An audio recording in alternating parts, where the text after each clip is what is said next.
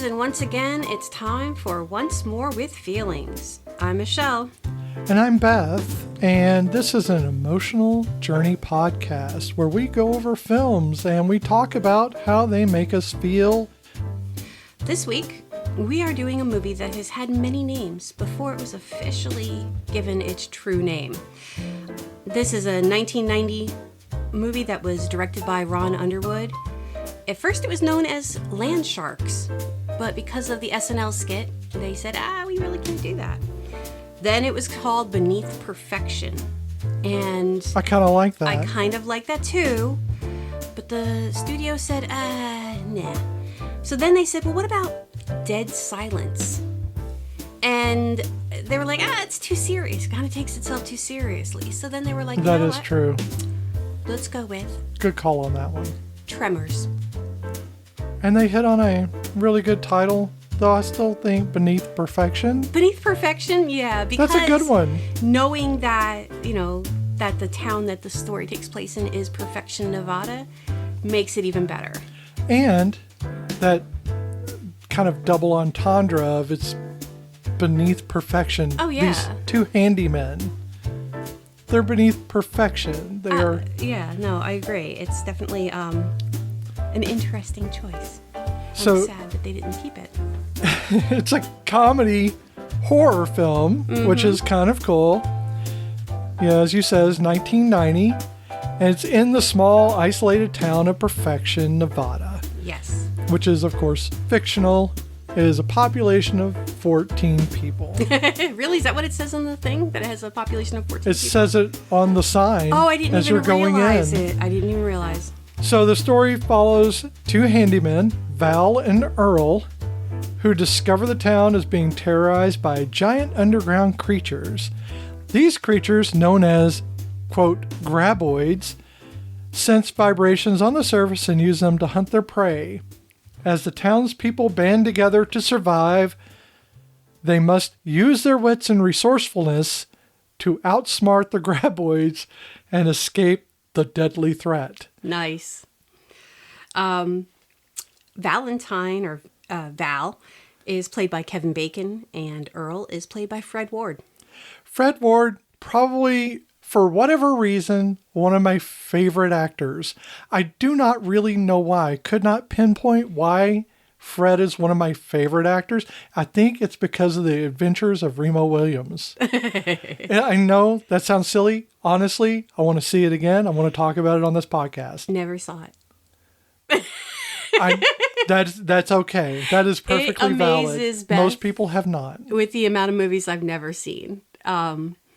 But a lot of movies, I think for me, it was, I like what I like, and my indifference towards other movies is kind of like my issue. I just have such an indifference towards seeing. And then also, my ADD, if you say, you got to see this, you have to watch this, you got to watch this, I'm like digging my heels in and probably I'm not going to watch it.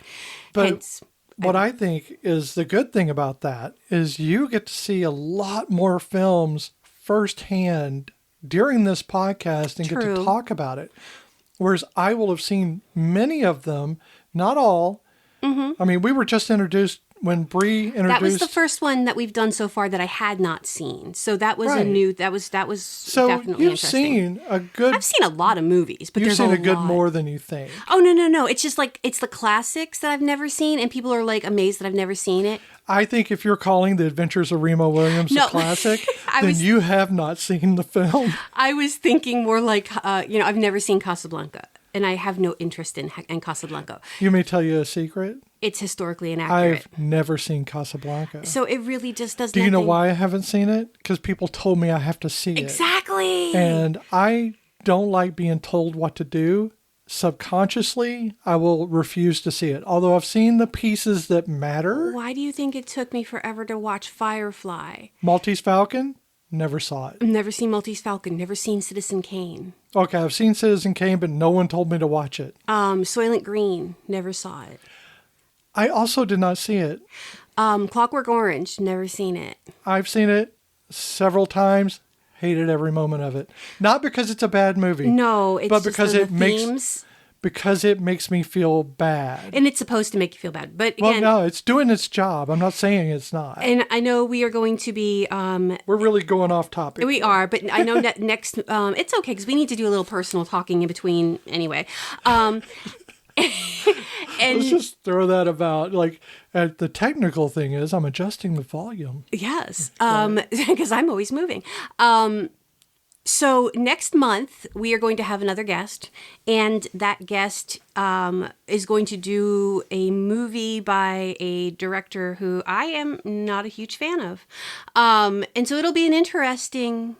I'm excited about it. I actually am excited about it because, I'm excited about rewatching this movie that I think I've only seen one time all the way through, and even then I don't remember watching it all the way through. Yeah. I have read the book, but that was a long time ago too, and I only did that once. And I have seen the remake one time.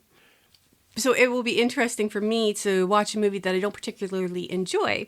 So it'll be, I think it'll be a fun give and take, much like watching a movie for the first time, where I don't have any pre-existing emotions or feelings behind it. I already have strong feelings about this one.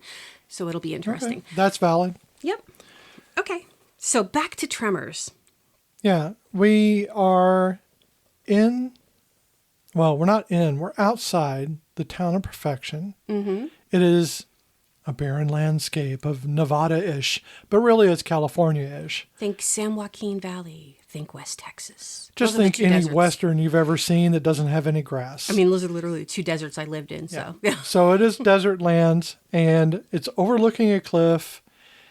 And we're talking about Val standing there, looking around.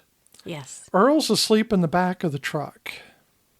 Mm-hmm. So we're not going to do shot by shot, but I want you to get the gist of this movie. Yes. It is all about the wide open desolation. Oh, There's yes. And wanting to escape Well, I from say that. desolation, but really it's isolation. And really, that's kind of one of the themes is escape. So let me break this down a little bit, because I literally just thought this little factoid in my head here. Everybody in that movie, as far as we know, is escaping from it. Think about it. You've got your the Reba McEntire, Michael Gross couple. You know, the Gummers. They are escaping. Think about it. They're preppers. They've got the shelter in the basement. They got all that wall of guns. I'd say so. Maybe they're trying to. They're not really. I know they are counted as preppers, but really they're more survivalists. They're survivalists. That's the word. I'm not very good with words today. But think about it. They obviously left something to go live in the middle of this desert, and even then, they're removed. Well, they tell you. Yeah. It's the whole reason they moved here. Yeah, was the isolation. The isolation. So they're escapers. What's her face? Charlotte Stewart's character and the little girl, Mindy. It's mom and a little girl in the middle of this desert, and she's doing her pottery, her artwork. But you don't really get a backstory. You don't get a backstory at all. But I'm making one. Okay. What are they going there for? Why, you think she murdered her husband? I wouldn't say that. I was thinking more of escaping a bad situation to go live this nice, quiet, peaceful life in the middle of nowhere that apparently has no schools, 2 children. And who the hell is the parent to that little shit? What's his name? Melvin? Yeah, Melvin. Oh, fuck him. Fuck Melvin's that kid. a dick. Fuck that kid. But he is the atypical teenage boy. He is, but you don't see parents or anything. So which is the atypical teenage boy. So they don't save everybody in this town, obviously. But yeah, it just seems like, and Val and Earl, they want to escape perfection. I think when you're talking about a small town that is very small, we're talking 14 people. It's not a town. It's more of a township of some kind. It is not really about them leaving, but so much settling into the area that they've chosen. Mm-hmm. So a lot of them probably grew up here. Yeah. For one reason or another, but probably, and you get the sense that Val and Earl did not grow up here, that they've just traveled around the area, but this is where they've settled. Much like a valley, this is where all the things settle in. Yeah. And so it's like the taco smell at the bottom of a basement, you know? Yeah, I know. I brought an office thing back. Oh my God. And these guys are like jacks of all trade. They do a little bit of everything. They were doing trash collection. Right. They were doing sump pump. They were really badly fixing a fence. What they're essentially doing is they're avoiding responsibility by working as hard as one possibly can to avoid responsibility. Exactly. And that is kind of it is that slacker way, kind of. Mm-hmm. Like you work really hard not to do things, and they put in the work, but they're really working their ass off not to do things. Yeah. And when I saw this film, it was in the 90s. It was probably in the theaters. I can't remember exactly. Yeah, I did not see it in the theaters, but it was definitely in the 90s. It would have been in California, and which is funny because that place looks like this place because it is this place. I think I saw it when we moved back to New Jersey. Yeah. So when I saw it, I was in my 20s. Uh-huh. Early 20s. I identified with Val and Earl in their lack of motivation to do anything. Mm-hmm. Actually, I think I might have seen it before then, because 1990? Yeah, because I didn't move to California until 93, 4. Yeah, I probably saw it at my mom's house.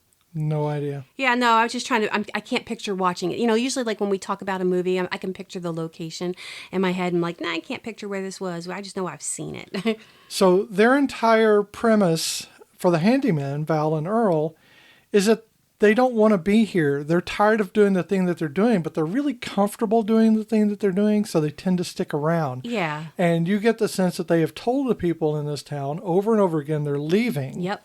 And yet they never actually do. Gonna go to Bixby. Going to Bixby. Because they've settled in. They had. Everything's settled into this valley. Everybody has. And so in one of their little odd jobs that they do, it's, like I said, the sump pump and cleaning out sewer and septic tanks. And they're bitching at each other the whole entire time. And that little shit Melvin is also giving them shit while they're standing there. And literal shit comes out of the tubing and as they're trying to pump and sprays them. And I think that was the final motivation. Yeah, to get the hell out of perfection. These guys, they've obviously told themselves over and over again they're going to leave. And they keep finding these motivations. And they talk to each other about their motivations. And Val talks about the ideal girl. Because remember, when they're heading back into town, they stop and they find the seismologist. Yes. Very specific avenue of scientific study. Very. The seismologist is dealing with her seismographs, which makes sense because that's she's the one thing she's dealing with. Yeah. But he drives in a frenzy. Val is driving. He drives in a frenzy towards this place because he knows it's supposed to be a girl. Yes. He has this ideal. The legs that go all the way up. All the way up. Blonde hair. Blue, I don't know. I don't remember. He went through this a lot thing. of misogynistic tropes.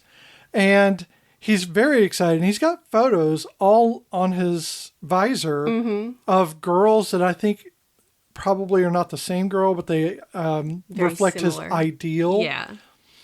So he's driving up there saying that this is what she's going to look like. And when he gets there, she looks nothing like those things. She had blue eyes. She's pretty. She's very pretty. And she is obviously not his type. She has zinc oxide on her nose to protect from the sun. She's wearing a bucket hat? Yeah. So, yeah, she's the atypical nerdy scientist kind of thing going. Mm-hmm. He is disappointed, and he doesn't want to have any kind of, interaction with her. But Earl, who I have to admit, when Earl is talking to other people, he is in a lot of ways very smooth. Oh, definitely. He is very kind to her. He's very nice to her.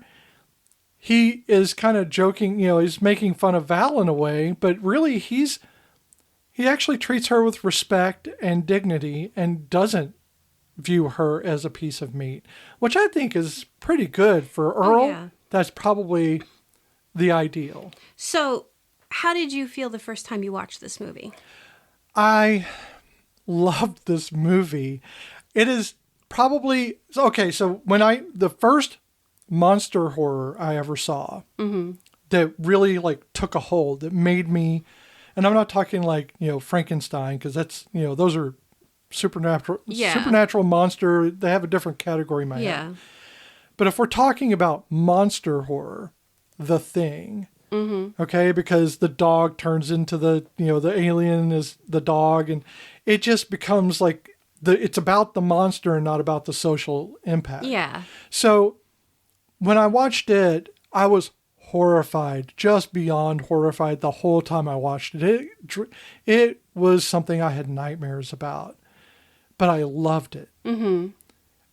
Tremors was fun. It's the difference between a slasher horror and Friday the 13th or something like that. It was fun. I really loved this movie because it was simple, but it had a lot of themes to it, and it was about them. It wasn't about them being against each other. They argued, but ultimately it was about them overcoming. It was that survival. Monster. Yeah. Yeah, it was about a monster, and they were uniting to fight this monster. I get that. Yeah, and I just really enjoyed it. I was excited about it when I saw the previews. That's where they got us back in the 90s and the 80s, was they get you at the previews. Oh yeah. Before the movie that you're watching. Now you're seeing the previews, but you've already seen them on YouTube probably a couple hundred times. Oh, yeah. If you're paying any attention at all, you've seen the previews on TV. You didn't see the monster. You didn't see the graboids in the previews. No, I don't remember if you saw it. I do remember them showing like the camera angle from the ground as it's like traveling on the ground and coming up at people. That kind of fish-eyed lens almost. I don't know if any of that was groundbreaking, but it certainly was exciting. Yeah. I am the first person to tell you this. I do not like scary movies. And when I say I don't like a scary movie, I don't like murder movies like with like slasher, and I don't like just for the sake of the bloody gore and horrifying. When you get to like Hostel and Saw, those things don't do anything for me. They just nauseate me. So I really have no interest in it. I mean, probably should break out of my comfort zone, and we should probably review one of them at some point. We got to watch the first Saw, because I think you'll get a kick out of the people that are in it. Well, I mean, I know Carrie Ellis is I know. and I love him. You get to watch him do things. Okay. But my stuff like this, like, I mean, I love the Conjuring movies, even though I know that they're not.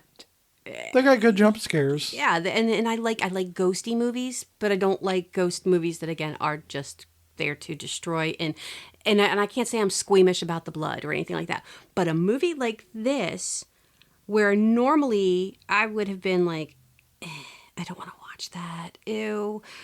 It caught my attention, and it was definitely, for me, I was curious, I was anxious, and I was also very skeptical, because I knew in my head it was going to be a cheese factory.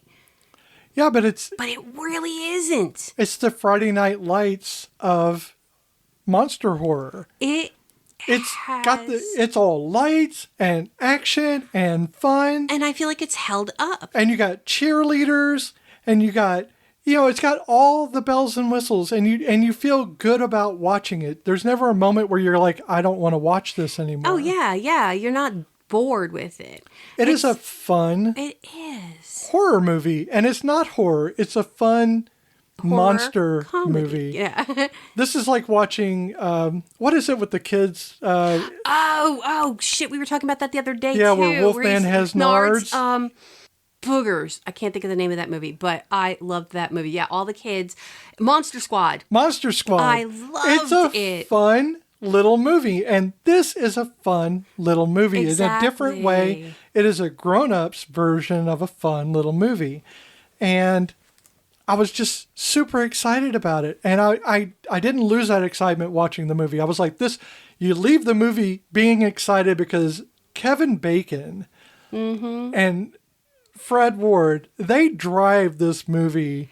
Really? Fred being he's all cantankerous and everything, but he's not mean to everyone. And Val, who is mean to everyone in a way, but he's young and exciting, He is. and he's pretty and. Well, and I was saying to you before that I remember, again, 1990 when this came out. I'm assuming I saw it maybe a year or two later. I was 16 to 18 years old. So I was not thinking Fred Ward was a cute man. But now, as a grown-ass woman, I'm looking at that man going, he handsome. Oh, he's handsome. Definitely. I didn't appreciate those lines in that. I always thought he was handsome, but yeah, I have an old soul. Yeah, but I was also like 14 years old and madly in love with Patrick Stewart. So I have not always a judge of good character there. Patrick Stewart was a no, but I mean man. like of being attracted to older men. I'm not going to judge anybody there.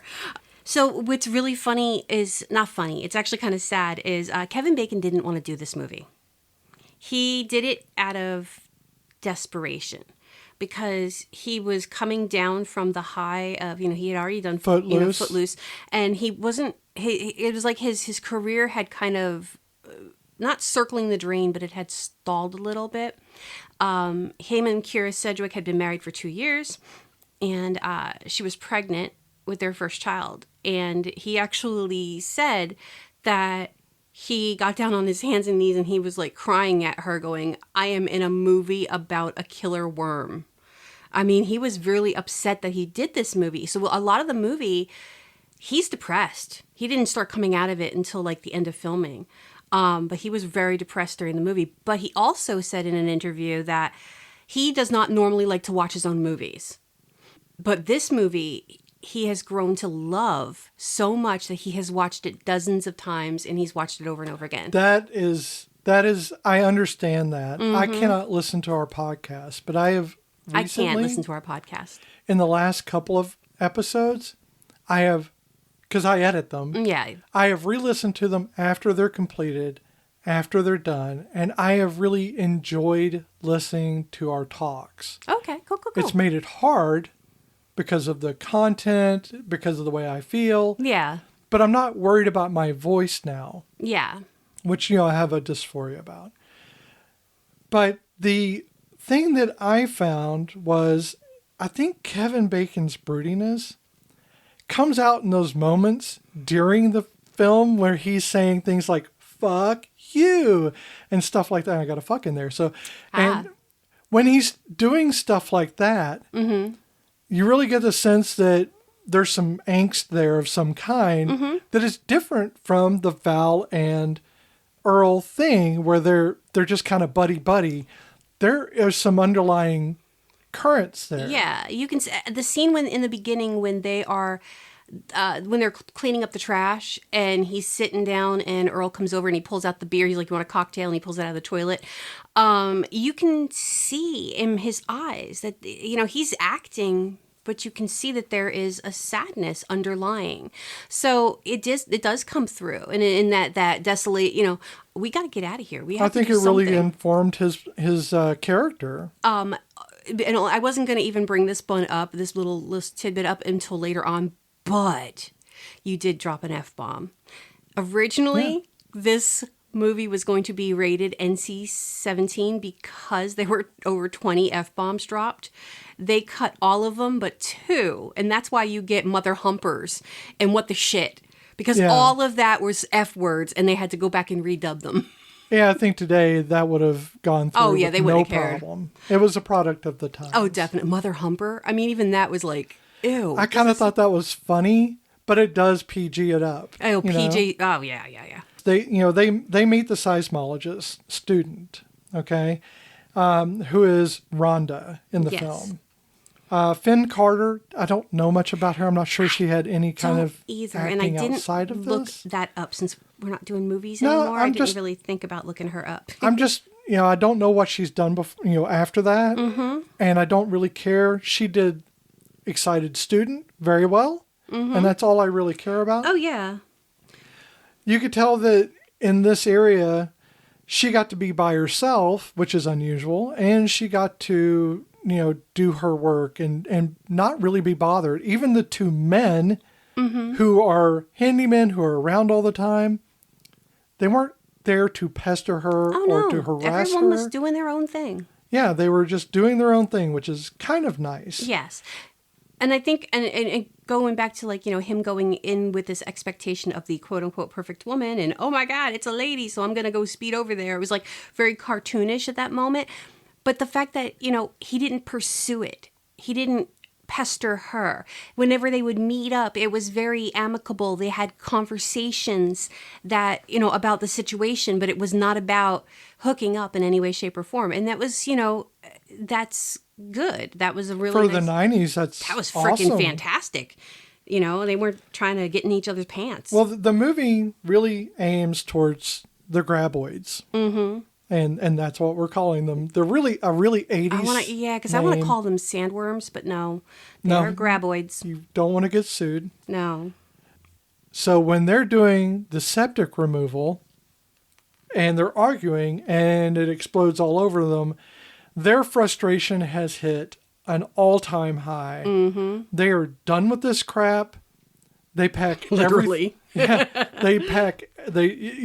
They actually pay attention in this film. Mm-hmm. I love that they pay attention because when Kevin Bacon comes out of they cut away. Yeah. And when he comes out of the trailer, he had just gotten a shower. Oh, yeah, his hair was wet, and he's carrying a suitcase. They're paying attention to detail. The vacuum cleaner. Well, why do we need that? Well, for parts. I like it. But they're paying attention to the details of things. Like, he would have gotten a shower, and they didn't waste time for them to dry off. He was still wet. They're getting out. Yeah. And I love those little details in this movie. I don't know, who was it that directed it? Ron Underwood. They paid attention. That director did his job. Mm-hmm. And I think that is just excellent. Mm-hmm. I mean, you get the feeling of movement because of these things. The septic system backing, hitting them. Oh, yeah. And then he's wet from a shower. There's movement there. Oh, yeah. Even with it being a cutaway, you see the progression of time without it being, oh, my God. It makes sense. And there's an urgency that you feel from it in Val and Earl getting out of this place. Oh, yeah. So they drive off. Mm-hmm. And they obviously, the very first thing they do is they see, what's his name? Well, there's road workers they pass, because they pass these road workers a couple times. But... No, the first one is Edgar. Oh, Edgar, yes. I thought they saw the road workers first, but Edgar's up on a utility pole, and he's been known to drink a lot and get paranoid. The actor who plays Edgar, his real name is Sunshine Jones. They should have gone with that. I know, I love That's his a better name. character name, honestly. He's a gruff old man with a beard, and his name is Sunshine. Well, probably not anymore. Well, no, he's long gone. Yeah. But yes, it's still... But Edgar is dead on the utility pole. Yes.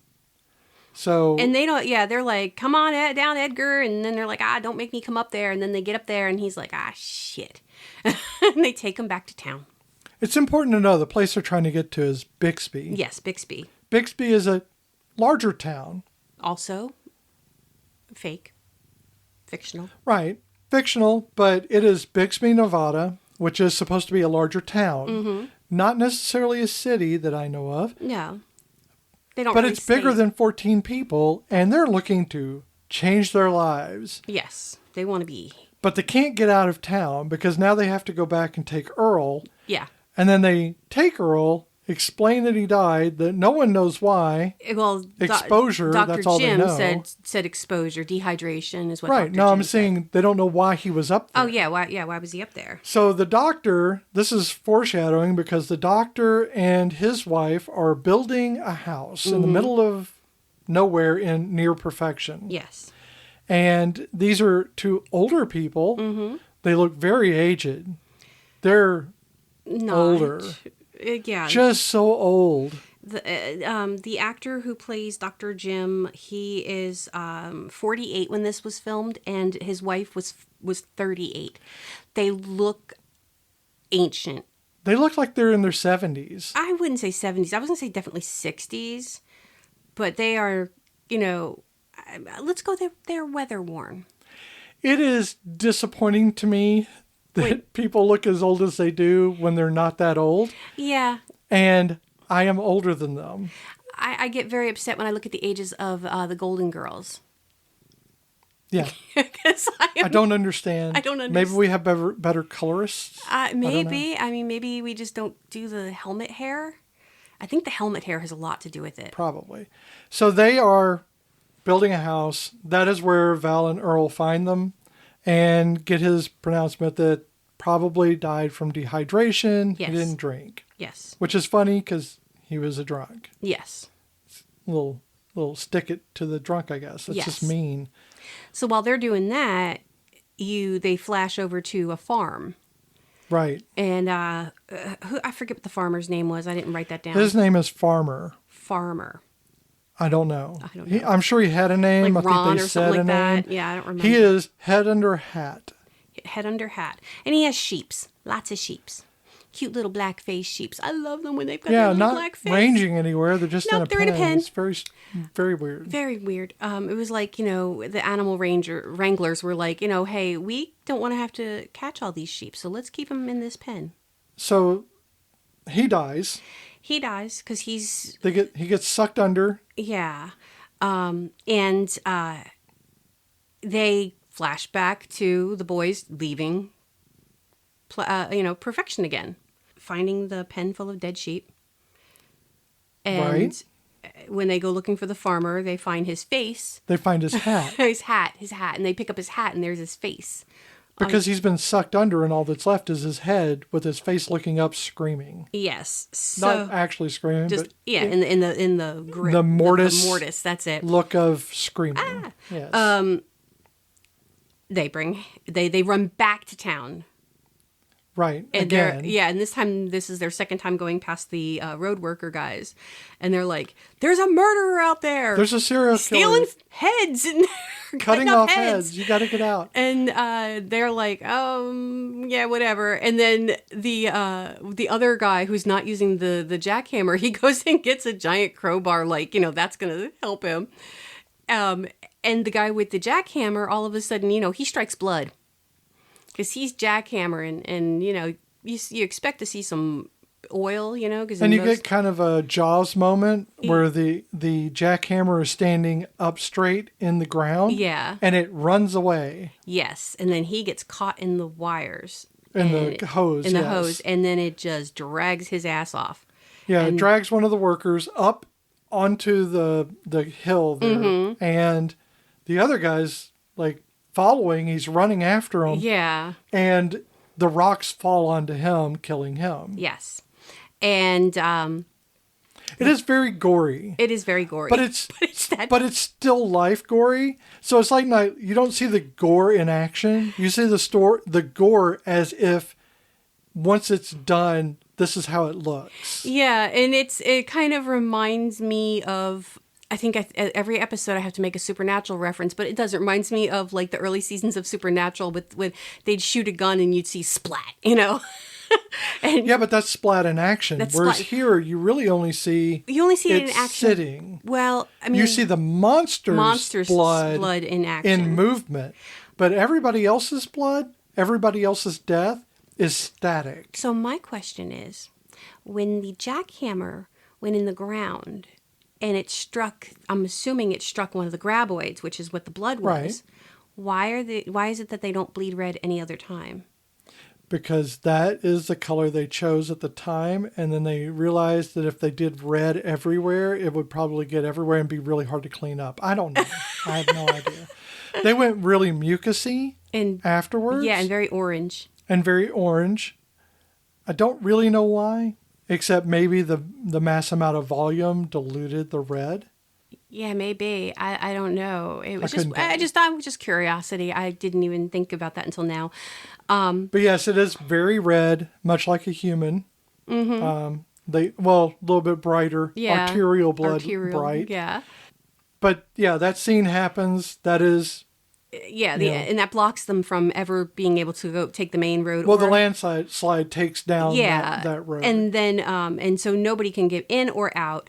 The mountains kind of block cell service or telephone service, because they didn't say cell service, right? They said just telephone.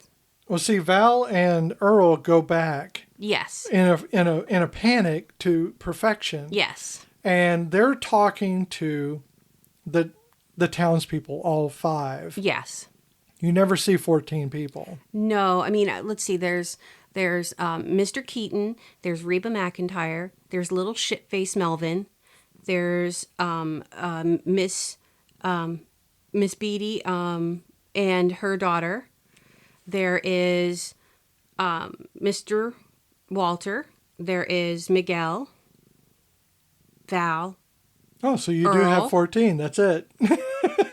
Am I missing somebody? No, I think that was it. So there are 9 people that we actually see in this movie. Okay, so yeah, there's not, I mean, you don't see all 14 people. You have to assume some people just die. Oh, mate, the dead people. The dead people. Oh, doctor, wait a minute. So the doctor and his wife. The wife. The farmer and the old man. That's 14 people. Motherfucker, that's it. They did it. They did 14 people. They got the pot. So who the hell are the parents to Melvin? There are no parents. So anyway, we have 14 people, and many of them, not many, several of them are dead. Val and Earl book it back to perfection, and they go to the store, which is kind of like a general store. But what's the name of it? I don't know the name of it, but Mr. Chang owns it. Well, that's the name of it. Oh, Chang's? It's, what's his first name? Walter. Walter Chang's store, grocery, or something like that. I forget exactly, but it's his store. It's the name. His name is on there. So everyone's discussing, well, what do we do and how do we, deal with this? Mm-hmm. And at the moment, it's not including the our 2 preppers. Yeah. They haven't come into the store yet. They're talking about what to do. Yes. They're worried, that there's a serial killer out there. They don't know what to do with that.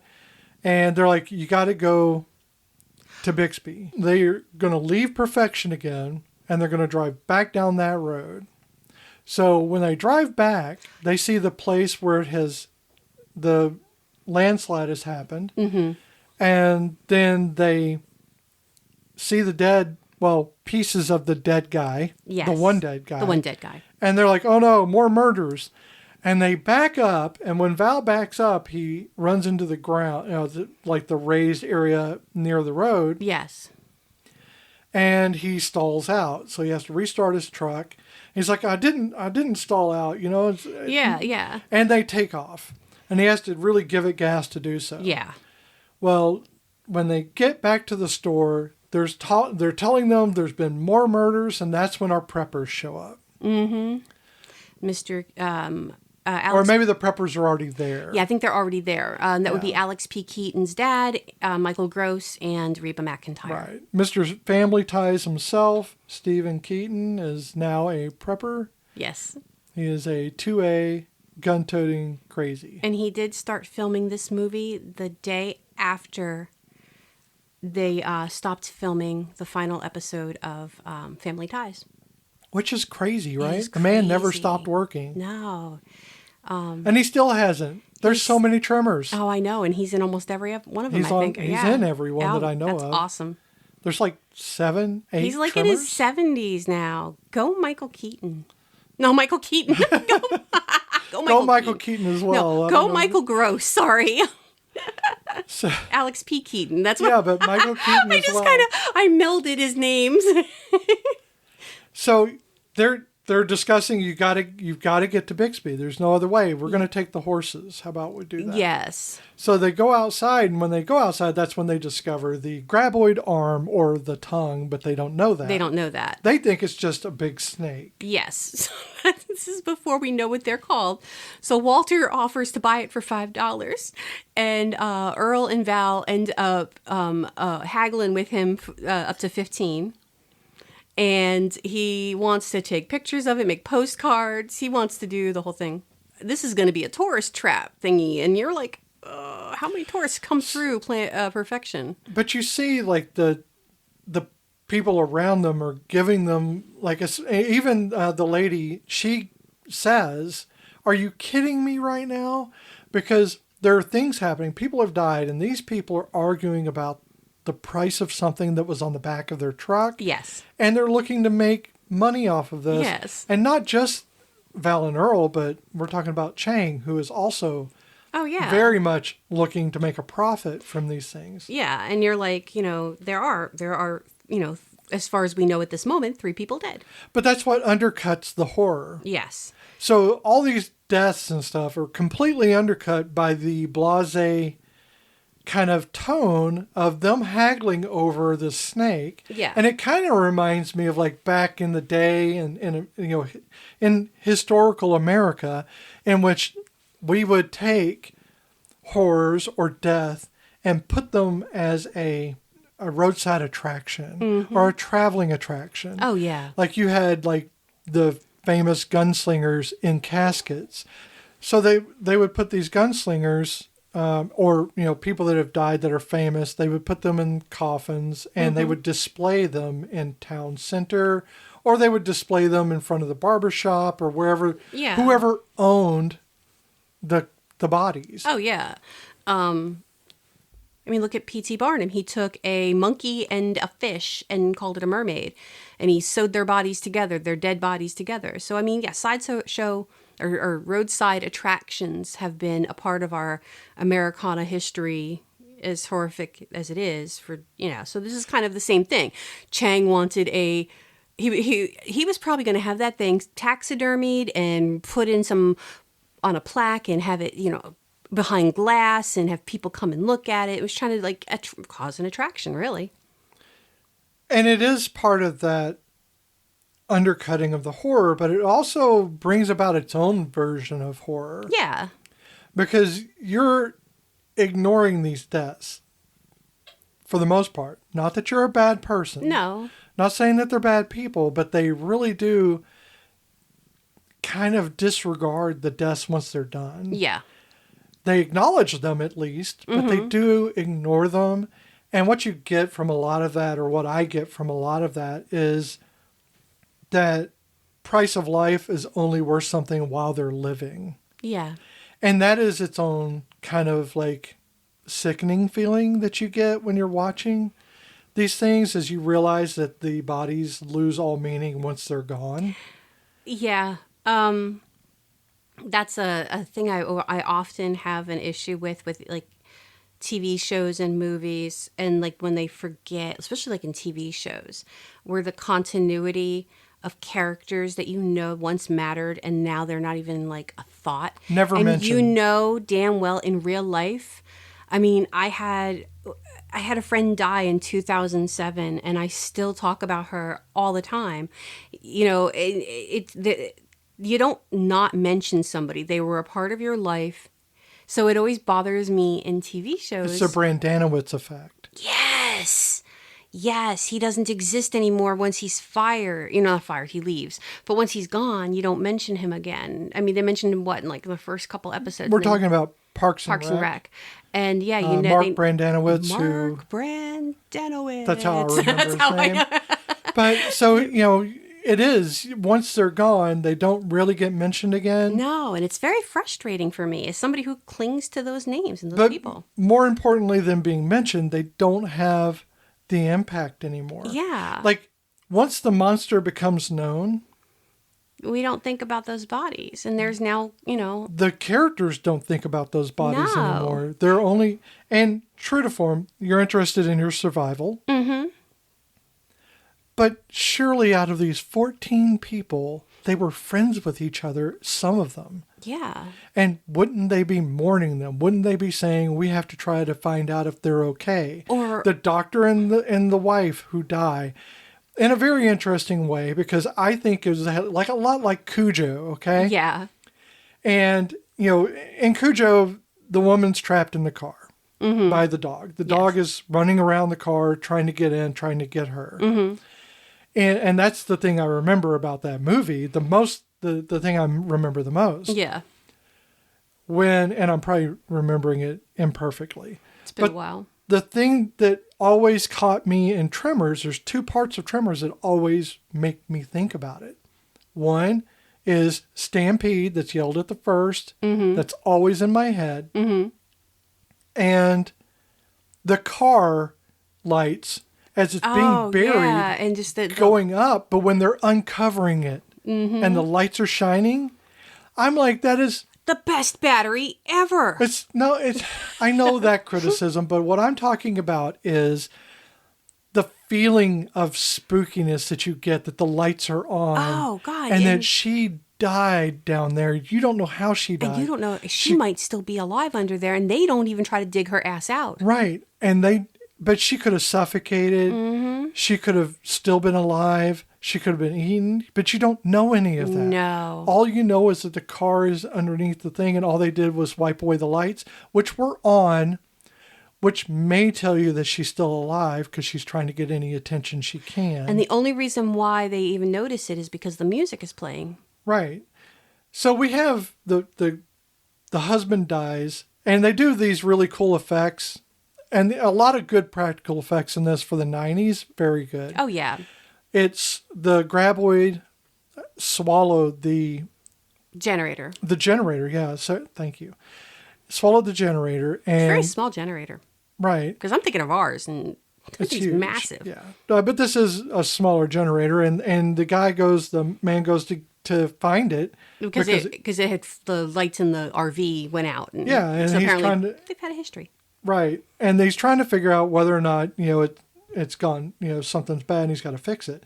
But it's gone. Mm-hmm. It's just not there anymore, and you could tell it's been sucked under the earth. The extension is still the cord is obviously not attached. Yeah. So he pulls that out of the hole, and it's not attached.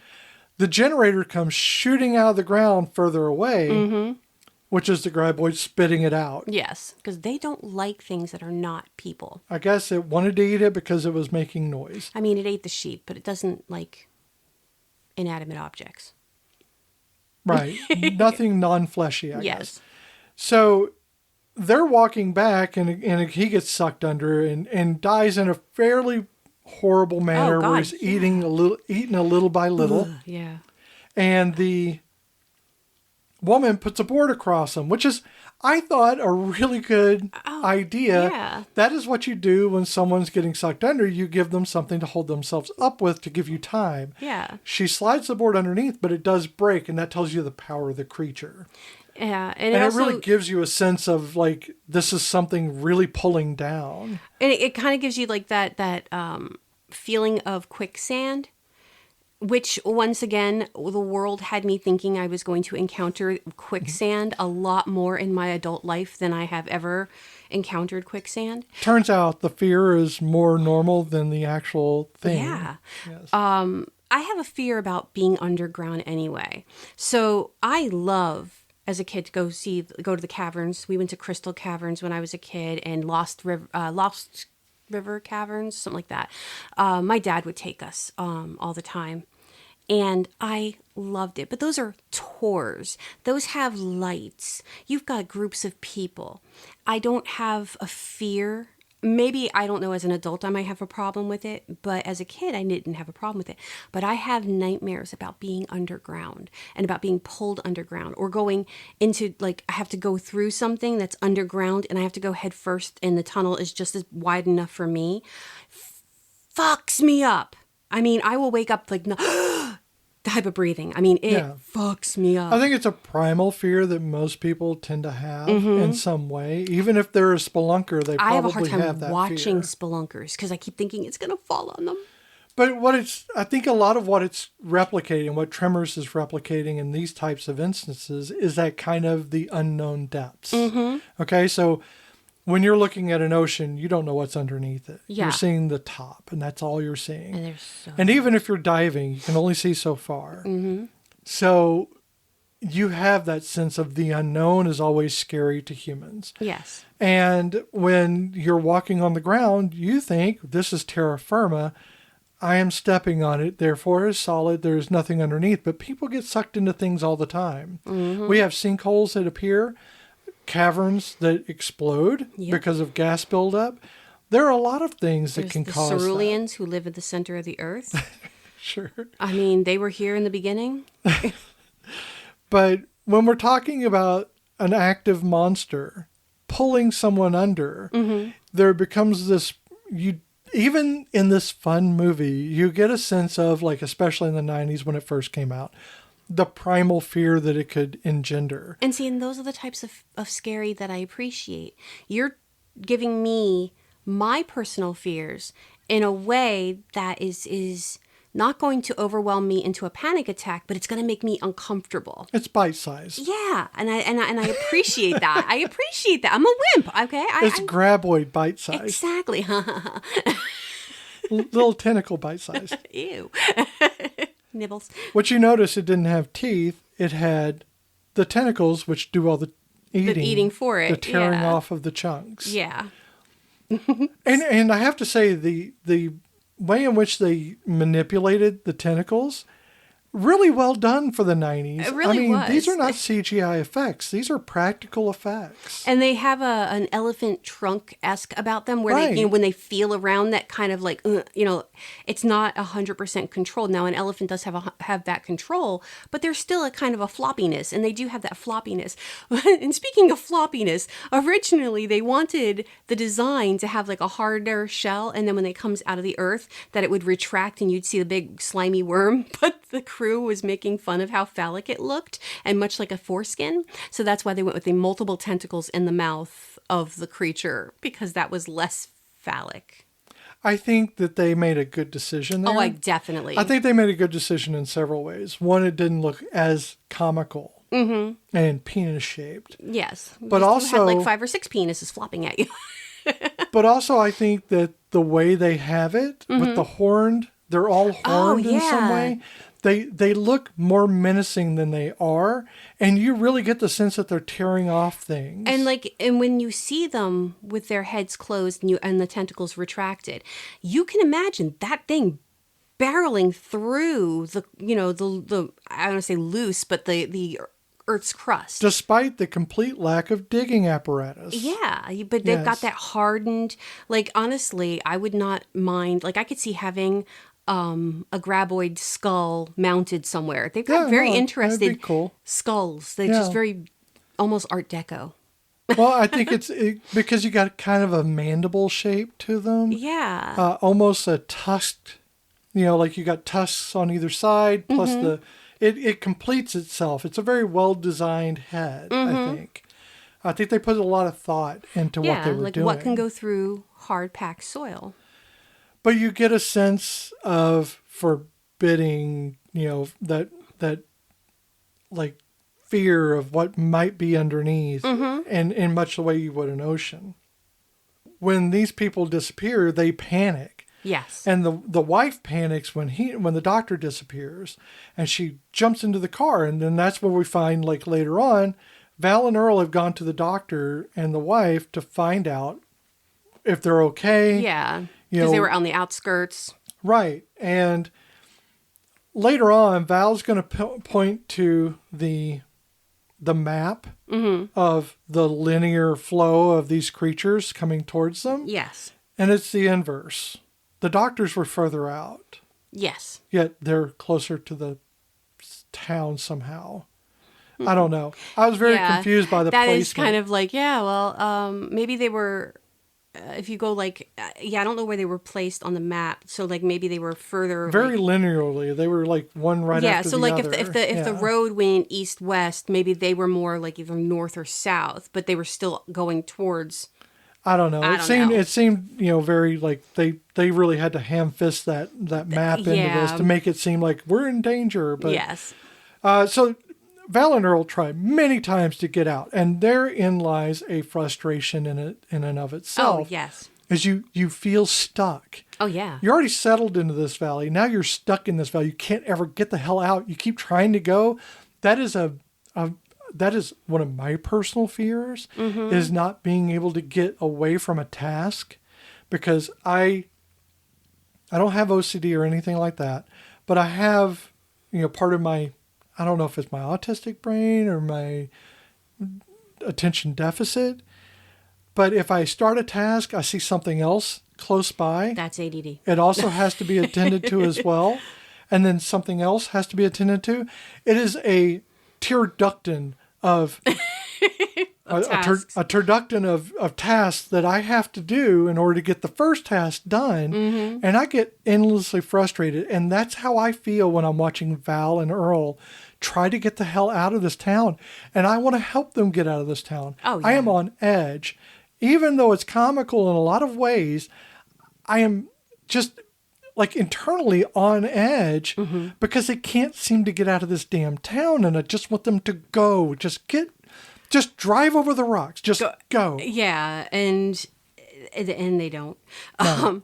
No. But I think at that point their truck becomes incapacitated, right? No. They decide to take the horses. Oh yeah, they took the horses. horses. They got to go overland and not on road. That's after the landslide. Okay, and then so the Reba McEntire gives them a bigger rifle. yes. And still not the biggest rifle we will see in this movie. No, but a bigger one. But well, it is the biggest.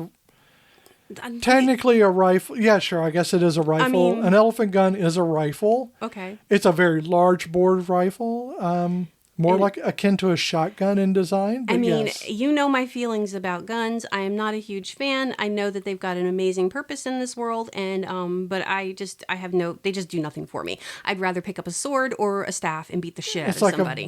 It's my personal, if I have a weapon of choice, you know? It's like a very specific type of shotgun. Yeah. That fires slugs. It is an elephant gun. It is designed for probably the most horrible use in mankind to kill elephants. Aesthetically, or large animal like rhinoceros, stuff like that. But all of that's horrifying. Well, aesthetically speaking, though, that's a sexy gun.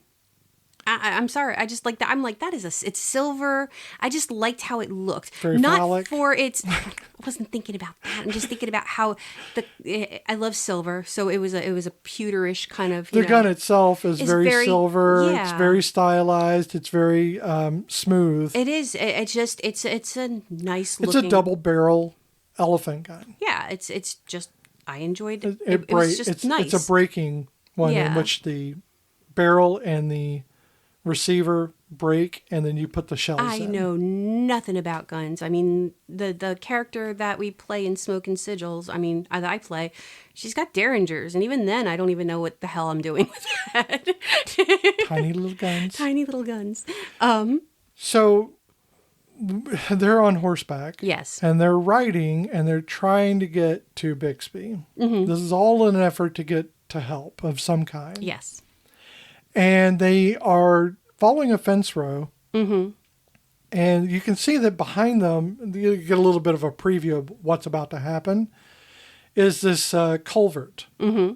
This it's not just a dirt culvert. It is a reinforced concrete culvert. Yes. That bisects that area for whatever reason. You'd see that in California. Yeah, I would assume it's for irrigation, drainage, yeah. but I don't know why this would be here in this particular area. Yeah, I don't know much about how much rain they get in Nevada. I didn't see any farmland in this area. Yeah, Nothing again, like it would that. be like maybe for if they have flooding. Storms? Yeah, maybe. Yes, I don't know. Storm surge. But anyway, they're traveling in front of it, so it's like it's behind them. Somehow they got to cross it, or they just came around it, and they're riding.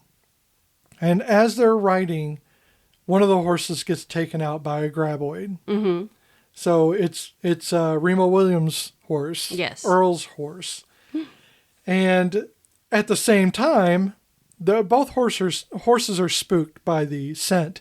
And they mention this many times. Yes. Is that the smell is really bad. Yeah, I wish they would explain it beyond that. Because now I want to know what it's... I actually like the generalization of it just smelling bad. Because, first of all, in horror movies, you rarely get a smell issue. That's true. They rarely mention smell. I think in this movie, the attention that's paid to these little details really fleshes out like the world itself. It is a comedy, but it is a well thought out very comedy. And I really like the fact that when they put that smell in there, it makes the character of the graboid more alive. So when the doctor says, what is that smell? Right. My thought is, first I'm thinking, okay, well, this thing eats a lot of things. So maybe it smells like rotting flesh. Sulfur. But if it smelled like rotting flesh, the doctor would recognize that as what that smells like. Same thing as if it smelled like pus, or if it smelled like, I don't know. So that's why I kept going, well, what does it smell like? Does it smell like skunk ass? I mean, Yeah, but you're left to interpret that. Oh yeah, but you know me, I like a little hint every Yeah, once but in a no while. one's giving that hint. No, it just nobody, doesn't not happen in at the all. movie at all. Yeah. But they talk about how bad it smells. Yes. And I think that actually jives with real life. If you're out and 100 people encounter a smell, they're not going to talk about the individualistic symptoms of the smell. They're going to talk about it smells bad. Yeah. And probably no one will mention it's a skunk. Probably not. I mean, it can say like, oh, well, to me, I don't know, because I would be like, oh God, that smells like rotten eggs or whatever, because I would be like, because what does that smell? You want to be that's how I very am. specific, but I'm saying that I get that. I know. But what I'm saying is no one else is doing know. that. We're talking about general people Damn in general are neurotypicals. not going to say And what the smell their is. linear way of thinking. They're not trying to give you the smell type. They want you to understand that it is a bad smell and it's probably different for everyone. They're on the land now because both horses one was torn away, the other one got bucked off. Yeah. That's when they see the graboid grappling with a horse. Yes. Which I think was also done pretty well. Yeah. They have a tentacle literally wrapped around the full body of the horse and fighting the horse and biting it and killing the horse. Yes. There was a lot of technical, like how they did that scene. I didn't look too deeply into the research on that one, but I know the Humane Society was very concerned about making sure that the animals were safe. But I believe they put a fake tentacle, obviously a fake tentacle, on the horse beforehand to get the horse acclimated, and then they had the animatronic, the moving. But like I said, no, they were. I don't. Well, you could tell that the parts where they were moving and stuff was not used on a real horse. Yeah, so I think that definitely the Humane Society were definitely... Well, they have handlers that are specifically there for the animals. Mm-hmm. So that's their whole purpose. It's their animals typically. They let a whole pen of sheep die. No. But they're there to protect the animals during filming, and that's their whole point. Mm-hmm. And I think that it's a good thing. And it hasn't slacked up. I mean, it's only gotten stricter. Even cockroaches are very well looked after. Mm-hmm. And rightfully so. These are, you're using these animals They're against living creatures. Their own natural, ways of doing things. And you have to treat them with some kind of respect. Yes. So the horse is down. They do a very good job of making that look realistic. Even now, I have to say it wasn't bad. In the 90s, very realistic. And you're like, holy shit, that's killing that horse. But it's not a real graboid because it's a fake monster. He shoots the tentacle, and they're like, we got it. And then it rears up out of the ground, and you see the full graboid the first time. You see the full graboid. Yep. And before all this, it's all been underground. It's all been innuendo. Mm-hmm. The cuts cameras, away. Yeah, the camera cuts away, or it's from the point of view of the monster, things like that. But now you're seeing the graboid itself, and that is kind of the oh shit moment. And Val and Earl are freaked the fuck out, and they do the right thing. Go to that culvert. They start running away, and Val is firing at first, but if you notice, he turns and throws the gun. Because he's like, well, this isn't working. Well, why carry it if it's just going to slow you down? Exactly. He's got to get faster than Earl. That's true. You don't have to be faster than the monster. Just faster than the people in front of you. That's right. You got to be faster than the people around you. So they jump for the other side of the culvert, and they obviously don't make it because this is not their film to be superheroes. No. And they slide down the far facing of the culvert, and they're like trying to scramble to get out, but then the graboid runs into the side of the culvert from the other side, killing itself. Yes. That's how fast it was going with no digging apparatus. Yes. I don't want to criticize here, but there's no digging apparatus. When they slid down, I almost wanted to hear that screeching on glass sound. That, but it's concrete. It's concrete. I know. I'm just feeling that texture in my head. Yeah, that would be of their hands fingers. And, yes.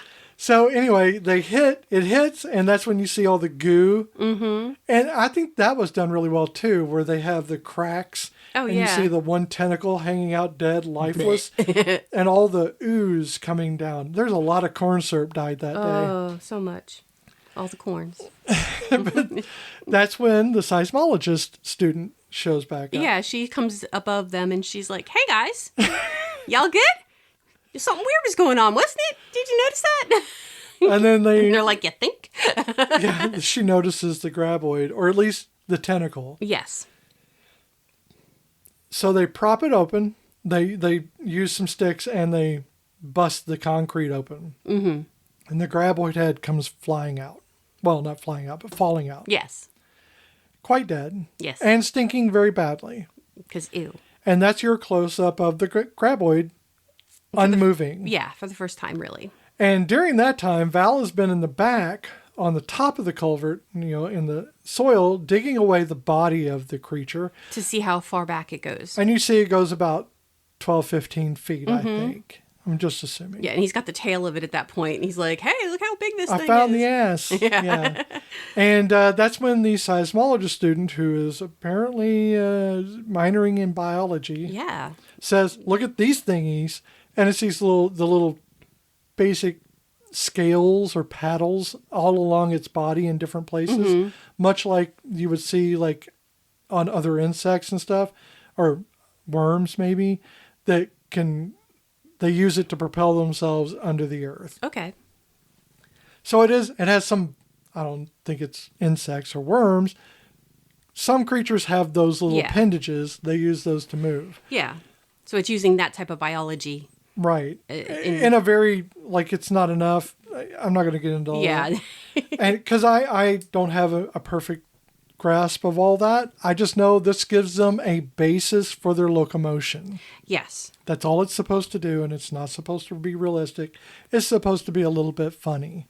And, like, she also must have a degree in paleontology of some form, because she does mention how it is not known in any of the fossils. Before it's not in the fossil record, or maybe it's from before the fossil records were being kept. And she's she's suddenly anthropologist. Yeah, she's all over the place. Archaeologist. She's Indiana Jones in a bucket hat. In a bucket hat, with cute curls.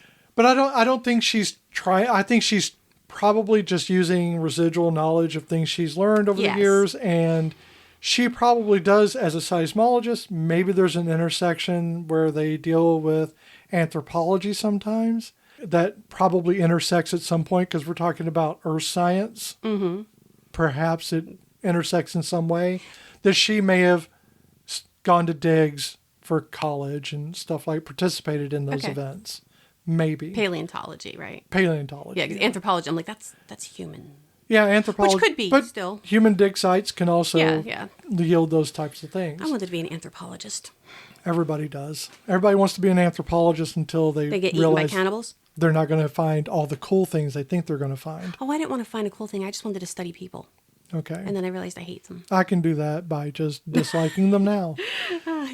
So they now have to figure out what to do. They're talking about moving this graboid, huge. Mm-hmm. They're going to get a tractor. They're going to pull it. That's what they're talking about. Yeah. But can't do that. It might break apart. Got to get maybe a crane or something. And, right. Oh, yeah. So now they got to go back to town. Yes, but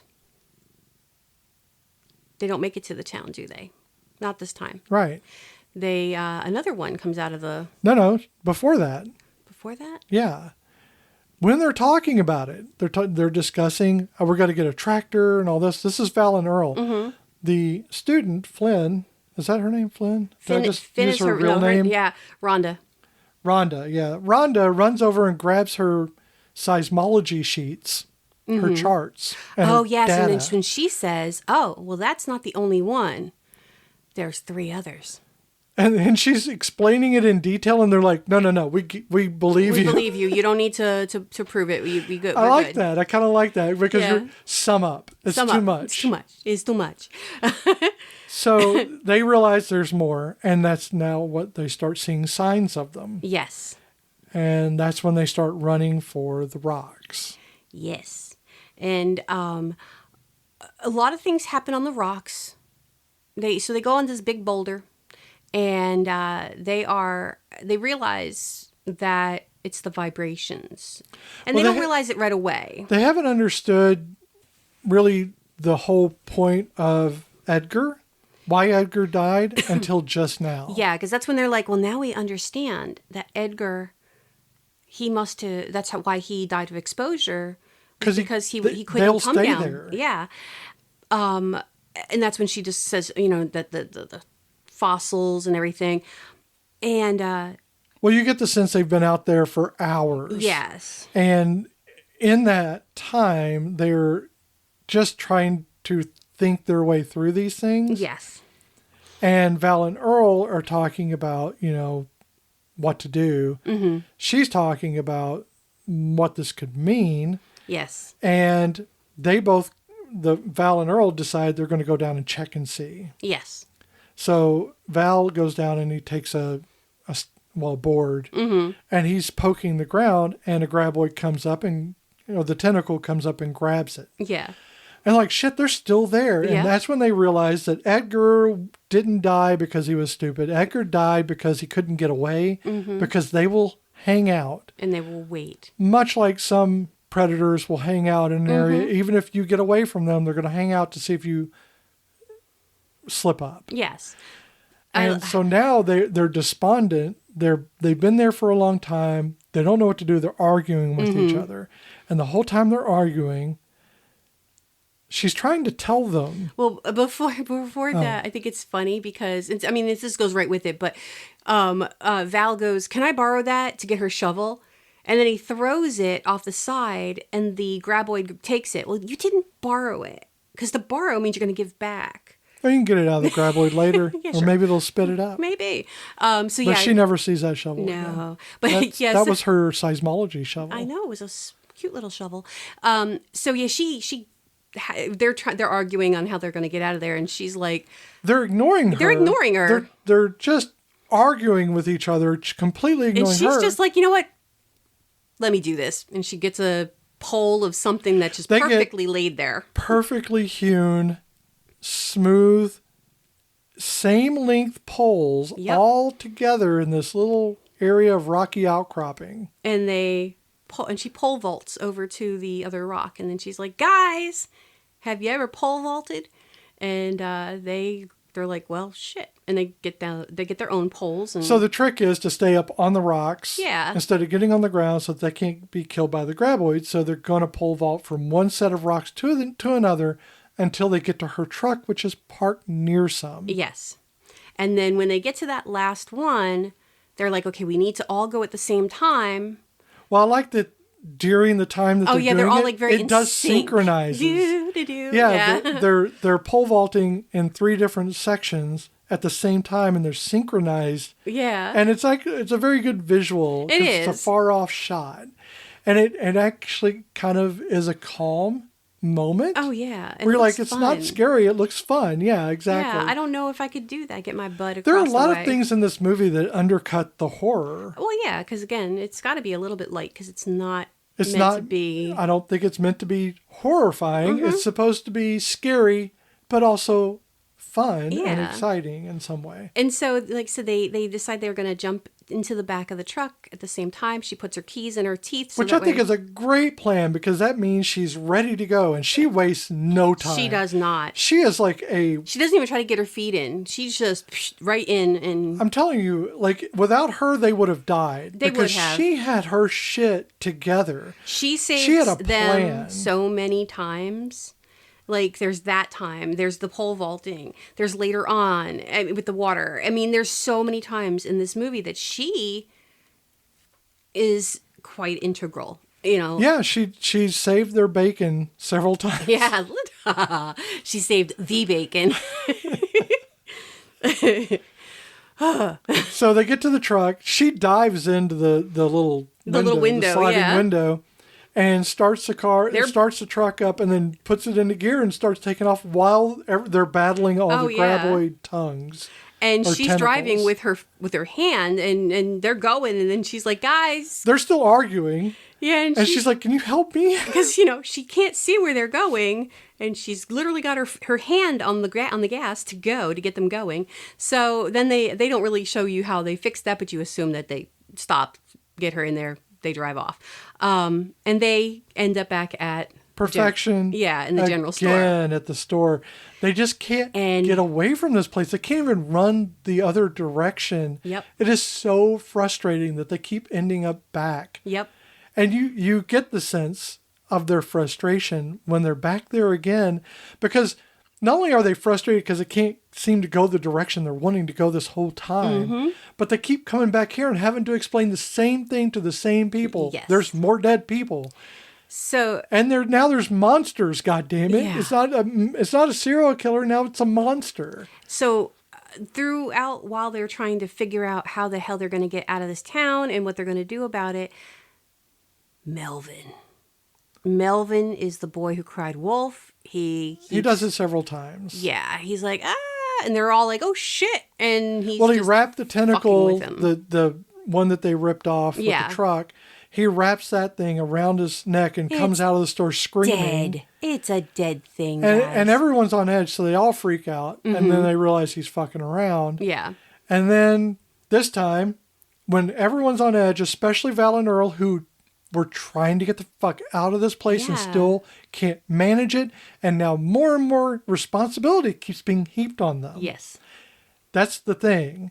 They didn't want this responsibility. It's the whole reason why they're handymen, why they work for themselves, why they just do things they want to do. Just want to be. They don't want that kind of responsibility. No. But now it's been thrust on them at every turn. They're responsible. Mm-hmm. And the basketball comes in with Melvin's yelling, and he throws the basketball at Earl, and Earl's like, I am going to fuck you up, kid. Yeah. And, and not so in so many words. But and he does it, like, again, later on, he yells, and they're like, that's it, dude. We're done with, you're going to. So when he does actually get attacked by the graboids, they don't pay attention at first. They're just like, whatever, motherfucker. And then they realize the graboids are here. Yes.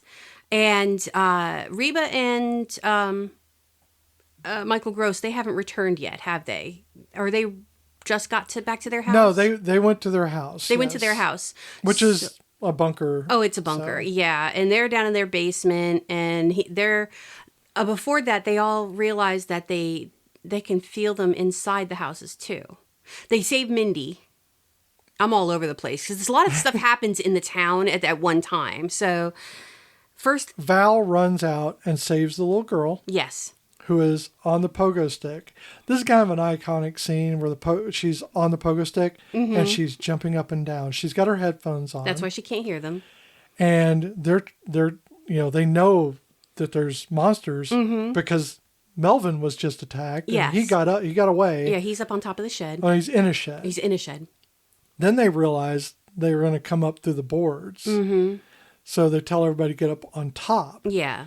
Well, before that, they see the little girl and they realize she's out there making noise, thumping on the ground like and I only think of Dune with the thumpers. That's what that is.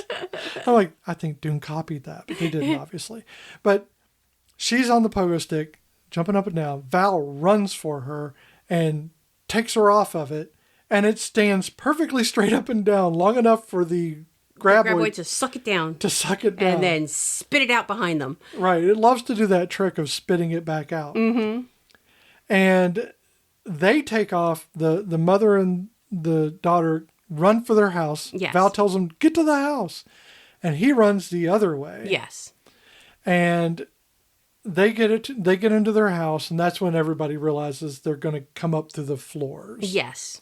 When the soda machine, the little freezer, or whatever that is, it's kind of foreshadowed early on that it has a faulty motor and it has a bad bearing, so it makes a lot of noise when it goes off. Yeah, so it's like, So it went off, and everybody's trying to unplug it. They all do an excellent job of that kind of like, oh shit, and they're just trying to.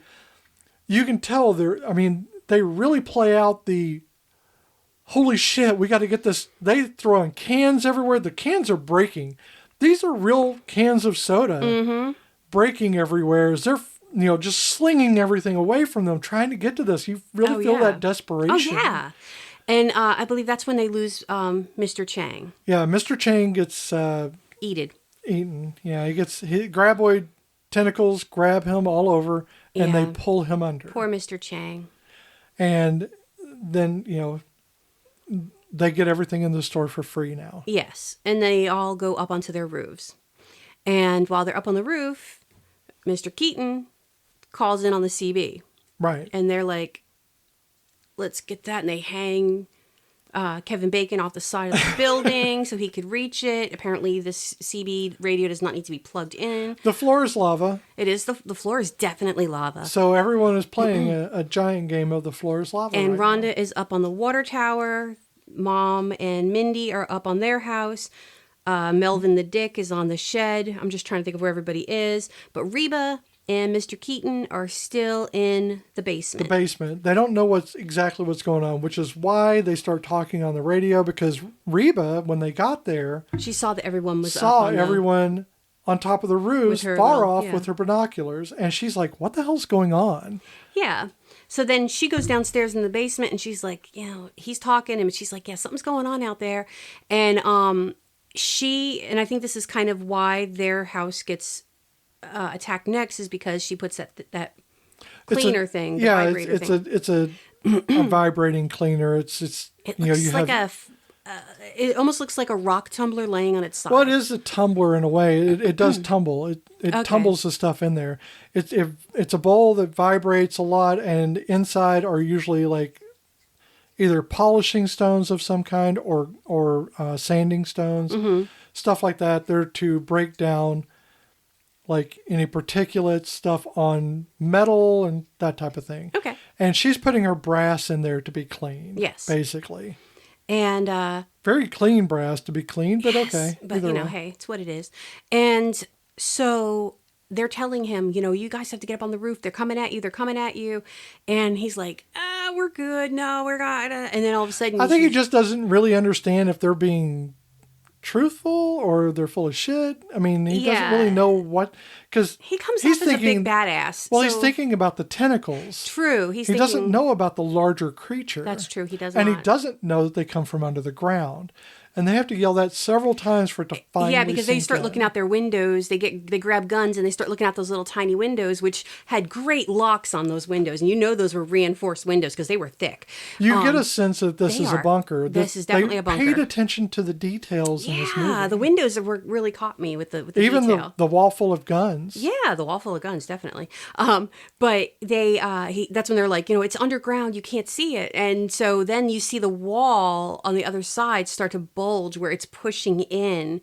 Through the cinder block, yeah. And then it breaks through the cinder block. And then they're like, and he goes radio silent and they're all like, shit, he's gone. They're gone. They got eaten. But then you hear the reports. You hear the reports of multiple shots of gunfire, very large caliber gunfire echoing through the valley. And that's when he rips out the elephant gun out of the case because...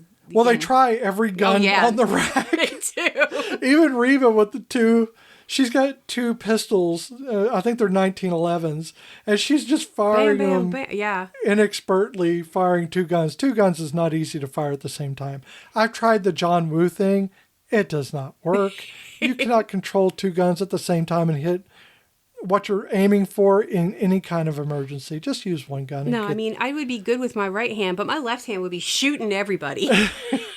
My left hand does what it wants to do. You just can't control two weapons at the same time if you want to have any kind of aim. Because you're trying to sight in, and you can't really do that with two weapons. Well, my left arm would be like one of those flailing, those guys in front of the stores, those the wiggling, whatever they are, I know what you're flappy arm guys. That's what my left arm would be doing. So they're shooting everything they've got, and then they work their way down. Yeah, to the elephant gun. The elephant gun in a breakable glass case. I don't know why. I don't know. That's a weird. I know. In case I of think it was a display in case of emergency break glass. I think it was a display case, but honestly, the way he broke the glass to get it seemed like it was a breaking case of fire. Yeah, type of situation, which was funny. But he pulls that out, and it's that big, sleek, silver elephant gun. Yes.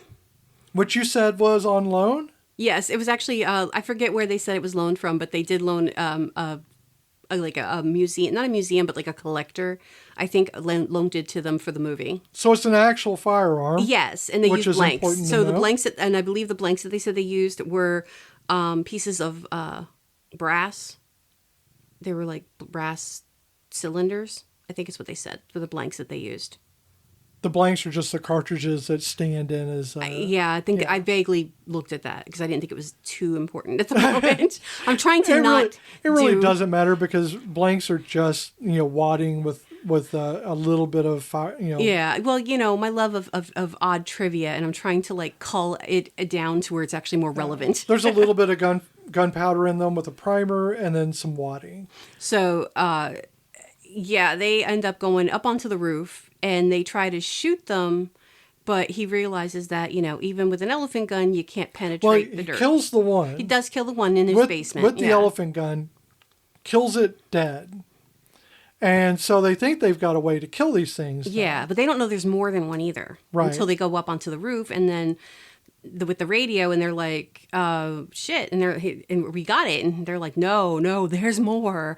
But wait, there's more. And they see the one on the ground. Yes. And then he thinks he can take it out. He's like, hold on a second and I'll tell you. Yeah. And so he shoots it and they all realize at that point that shooting through the ground isn't a good way to use projectile weapons. Exactly. So there once again... It steals all the kinetic energy and you're left with just a bruised and angry graboid. Yes. And so while they're figuring all this out, Rhonda up on her water tower is like, yo, look what's happening. They're doing stuff. And you see the small tentacles kind of feeling around the building of the general store. And my favorite line, they look over and they're like, well, what do you think they're doing? And she's like, why do you keep asking me? Which I think is an excellent way to, to explain that she's the smart one. But she doesn't have all the fucking answers. Yeah. And why is she going to have an answer for a graboid? And I like that because, you can be the smart person and not be the know-it-all. And that's, I think, sometimes that's with movies, there's that, it's a hard line that they don't. She's not the professor on Gilligan's Island. No. She doesn't have all the goddamn ansors. She's just a person trying to survive. For a hot minute, we thought she did because, she was talking about all the other scientific, backgrounds. Yeah, but you can talk about dinosaurs all day long and know everything about them. But if a dinosaur comes up to you, you're getting eaten. Oh, yeah. Shit, yeah. So it doesn't really help to know about them. Oh, yeah. In a realistic sense, you're just... And this is not something... You know really well what's about to eat you. And this is new.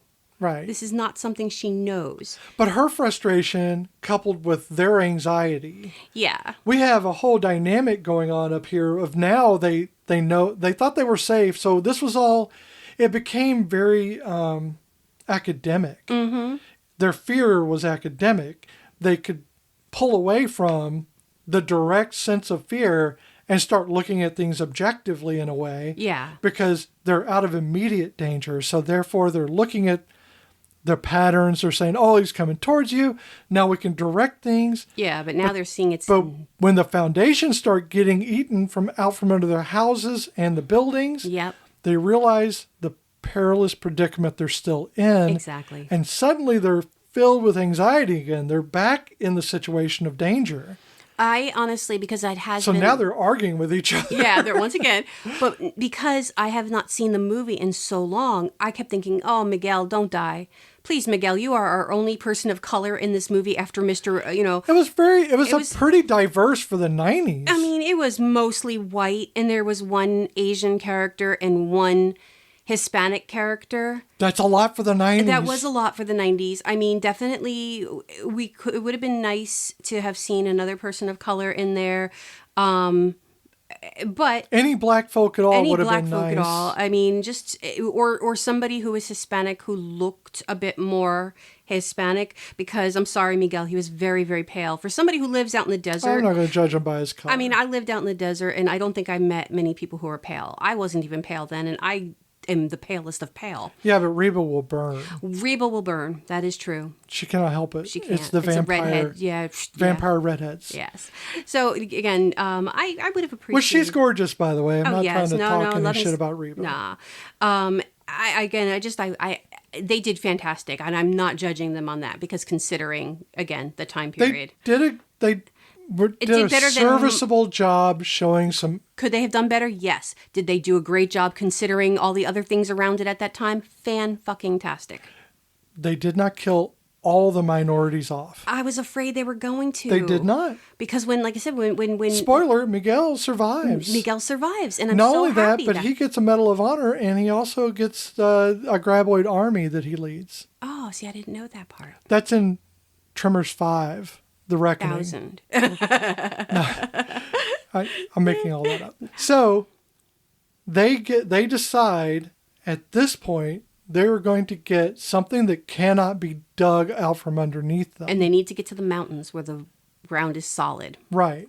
In order to do that, they're going to need to use the giant tractor, this humongous bulldozer, which they were using for trash. Very small mounds of trash. Yes. So yeah, they're like, okay, well, how do we do this? Because it's like all the way over there. And Michael Keaton again. That's okay. Stephen Keaton. No. Kevin Bacon. Oh, Kevin Bacon. It wasn't even the right person. I was like all over the place, my brain. Oh my God. My brain. So again, de-bacon the bacon. I have a detachment between what my brain is thinking and what my mouth says. That's everybody has ADD. that. So yes, Kevin Bacon. He's like, I'm gonna go for it, bitches. I love bacon. Yeah, me too. We had bacon last night. I know, it was really good. Yeah, I really enjoyed the thick cut bacon. Fridge still. Okay, I'm hungry. So Kevin Bacon. Yes, Kevin Bacon decides I'm going to go for it. I'm just going to go run for it. I'm going to outrun it. So Miguel has the brilliant idea. He's like, hey, let's take the mower and let it go on do its own thing. General Miguel. Yes, and he's like, we will let the mower distract them, and then you can run to the cat. Damn straight. He also had the foresight to pack lunches. He had these little tiny sandwiches that he made with cream cheese. You didn't see that part? I think that was part of the add-on to the movie. The cut scenes? Yeah. I live with this, y'all. I live with this all the time. So they start the mower, and the mower goes off in its direction. And Kevin Bacon goes, and he runs to the other direction. Except the mower doesn't make it. No, it gets to a certain point, and it kind of flips over onto its side because, right. It's an unmanned mower. And as they do, they flip on their side. And unfortunately, the reason why that mower had not been used at all is, first of all, there's no fucking grass here, so what were they cutting? Exactly. Number two, it kept flipping on the rider. It rolls. So, my friend who I was talking about earlier, who passed away, years before I actually met her, she was on one of those little riding mowers. You're going to say it flipped, aren't you? It did, broke her hip. See, now you just took something that was funny and you made it real. Well, no, it was always funny because Kelly was like, there was nothing there. So it was like a little edge, and it just went. It was a graboid. Yeah, basically, and it was Texas, so it probably looked a lot like West Texas. There was no grass. Well, there was at that time. They took very good care of that front lawn for a hot minute until the chickens ruined it. So Kevin goes running off. Val goes running off. But the mower's flipped. The mower flips, and now he's like, oh shit. And then Rhonda goes, stand still, don't move, don't move, don't move. So he's doing this one-legged flamingo stand. Because the graboid's trying to get his foot. Yeah, it's trying to feel around for him.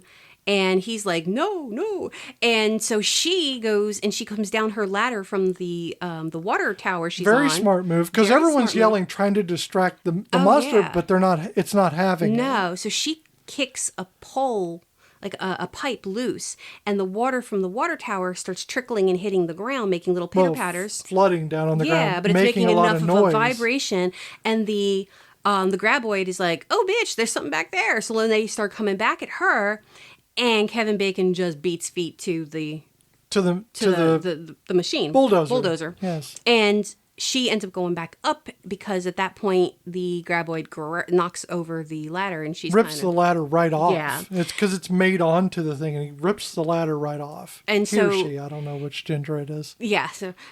So Kevin Bacon then takes the trailer. You can tell a graboid's gender by the balls it drags behind it. Oh my God. I thought it was by how many penile worms it has coming out of its mouth. Oh, that would also be a good one, too. And then there's one that's going around with one missing, so that's Stumpy. They call him Stumpy. And so Kevin Bacon, he hooks the trailer up, which has like the most rotted out tires, but they're going to drag it along anyway. And he goes and collects. And it's half a tanker trailer. So it's metal this, like, and it's curved. Like a half pipe. Right, but the top's been cut off. Yeah. Of it. And so he goes around collecting everybody. Because then you... Smart move. Yeah. Then they get to Mr. Keaton and Reba's house, and Mr. Keaton's up there fucking around, and he gonna find out because he's just like, okay, but I need this, and we need that, and let's make some more pipe bombs, and let's make... See, they're prepping pipe bombs, which these are shrapnel pipe bombs and not... Well, all pipe bombs are technically shrapnel, but these are plastic pipe bombs with BBs inside of them. Yes. They're designed for spread. It makes a lot of noise. It throws BBs everywhere. It's dangerous, but not the same as packing something tightly. Oh, yeah. Packing explosives tightly in a metal cylinder. There's a difference. No, because this is PVC pipe. They're literally taking it off their roof. So it's not a frangible grenade. It's a packed grenade, basically. Yeah. So they...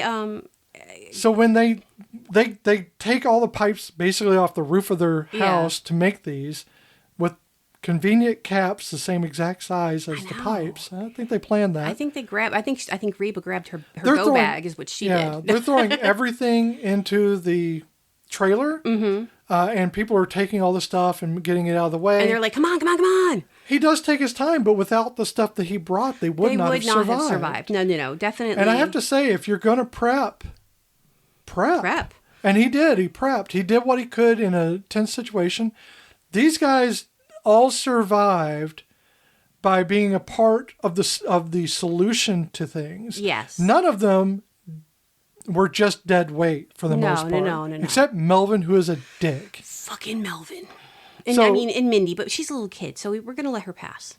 But they all have ideas, and they all say the things. And Melvin even wants a gun, and they're like, hell no. But they all bring something to the table to help. They have suggestions. They're all part of the solution because they're all in danger. And you can feel that amp up at this point where the graboids are starting to try to dig out from under these things and bury this very heavy machine. So they have to keep moving forward a little bit to keep near the house so that they can jump onto it. Yeah. And honestly, poor little Mindy, she gets through this. She survives this, and she gets through it. And then she goes to visit her grandpa on his island and ends up almost getting eaten by dinosaurs. Wasn't that Kirsten Dunst? No. I was doing a layup. I gave you a layup. I know, because I knew Kirsten Dunst's dad when I was a kid, and her grandparents. They all went to my church, so. And so I didn't know you owned a church. I know. I was not always the heathen that you love. No, I mean, you owned a church? No, I went to church. I didn't own a church. Church you attended? Yes, the church I attended. Well, there's cult leaders and there's cult followers. It's more fun to be a cult follower, but it's better money if you're a cult leader. I wanted to be a cult leader, but I am just not that enigmatic. Well, I had to look off into space for a hot minute. So that'll record well. Yes. So they're just trucking along, trying to get to the mountains, dragging their trailer full of people. It's doing well. It's plodding along. And now they've got but two they only more have to graboids. Go 9 miles. And there's 2 graboids left. Now this thing is slower than dirt, so it's going to be like put. But it's only 9 miles. And so they're feeling hopeful because the graboids have actually stopped pestering them. And they're kind of, but you see them off in the distance, and plumes of dust. Yeah, and was it Kevin Bacon or was it Earl that was like, I don't care what they're doing as long as they're doing it over there. I don't think it matters. I don't think one it of matters. them said it. So one of them said it. Yeah. And foreshadow, they were plotting, and all of a sudden Mr. Keaton is in the front of the bucket. Michael Keaton, the Batman, is on. No. Michael Gross. So Stephen Keaton is. What is his actual character name? Oh, the character's name is Burt Gummer. I don't like that. I don't like that either. Michael Gross is on the front of the bulldozer, he's in the bucket. Yeah. And he's standing there with his shotgun. Well, his elephant gun. And what I think was like a really well done scene. This is like, so the stunt man that's in the bucket, standing in for Michael Gross. What, he didn't do his own stunts? Okay, now I'm pissed. Now, total disillusionment with the entire thing. So there's a trench that's been dug, but you can't tell because they dug a tunnel. Under the ground, yeah. Under the ground, across the path that this bulldozer was going down. When it falls into it, very well done sequence, you can see that stuntman tumble right off the thing. Oh, yeah. And he takes a hard hit, but you can see him tumble really well. These are just really well done scenes. They're very small, very fast scenes, but I just have to hand it to the director, to the stunt coordinators, that you really get a sense of real people involved. You know, like they actually fell. They hit hard. And when Michael Gross comes back on in the scene as him taking a dive, he's completely covered in dirt. Oh, yeah. And you get a sense that he took that dive. Oh, yeah. It's a shame that this movie didn't do as well in the theaters because I feel like, the reason why the popularity behind Tremors is because of when it came to cable and people renting it. And DVD. In DVD, yeah. Rentals, yeah. So, but it's a shame that it didn't do as well in the theater. I would have liked to have seen it in the theater because I could imagine how impactful it would have been, so large. And I did not see it in the theater, but I feel like people just didn't really appreciate it for what it was. I don't think they got this movie because of the comedy. Because of the situationals. Yeah. I'm trying to think of if there was something else out at that time that would have taken away from it. I'll have to look that up. Well, it was 90s, so there were a lot of action flicks. Yeah, and I think maybe that was the problem. But you're talking about a monster horror rather than, something like, spies fighting and stuff, Yeah. Well, regardless. It's still, so yeah, the whole front end of the bulldozer, right in. And then they start taking out the bottom of the trailer. So everyone's like, ah! They're digging out from under it. They're trying to get to it. And everyone is now in the trailer because the whole front end. And they're panicking. And right now, Michael Gross and his wife Reba are very pissed at Val and Earl, who told them to fucking leave. Yeah, because they're like, we had 5 years worth of food at our house and da-da-da-da-da. And I get that, but also they could get into your house. You couldn't live on the roof of your house. And this is when they get out of the trailer and they all run to the rocks. Yes. That are close by. Yeah, big boulders. Conveniently placed boulders. and Reba's, I like how Reba turns Michael Gross to the side and she's like, it's okay, it's okay. Damn, Earl thinks he knows everything. Mm-hmm. So you get a sense that, Earl has a lot to say to people and he always says it in a very knowing way. Yeah. And he's always full of shit. Yeah. Poor Earl. He's a good guy. He just not, yeah. So they are up there and they're trying to figure out, like I said, keep in mind, there's still two craboids. There's Stumpy and then there's the other rogue. And they are just coming at them and they decide they're going to... We called him Sebastian. So they decide they're going to take out Sebastian then. And they realize, we can try to lure him and we can throw a bomb out there and he'll eat one of those bombs and, blow him up.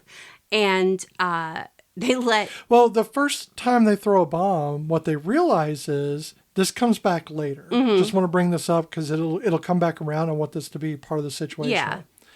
They throw the bomb. It doesn't hit any of them.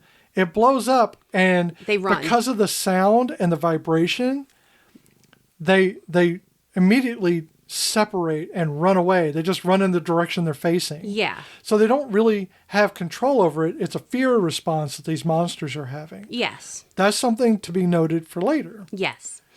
So they start throwing rocks onto the ground to draw it in, Sebastian. Right. And then they tie one of the bombs to a rope. And he's like, how much time do you think? 15 seconds. And then he literally he tears off about the wick. 3-4 inch of and he's like, where'd you get cannon wick? Yes. He goes, where'd you get that wick? He's like, it's cannon wick. He's cannon fuse. We're calling it wick. It's fuse. Fuse. And he's like, what do you use it for? He goes, my cannon. If you had a cannon. but how are you going to aim that down? That's true. That's true. This isn't Bugs Bunny. I mean, true. So, though there was that one running where you almost heard the tick, tick, tick, they were running away from it.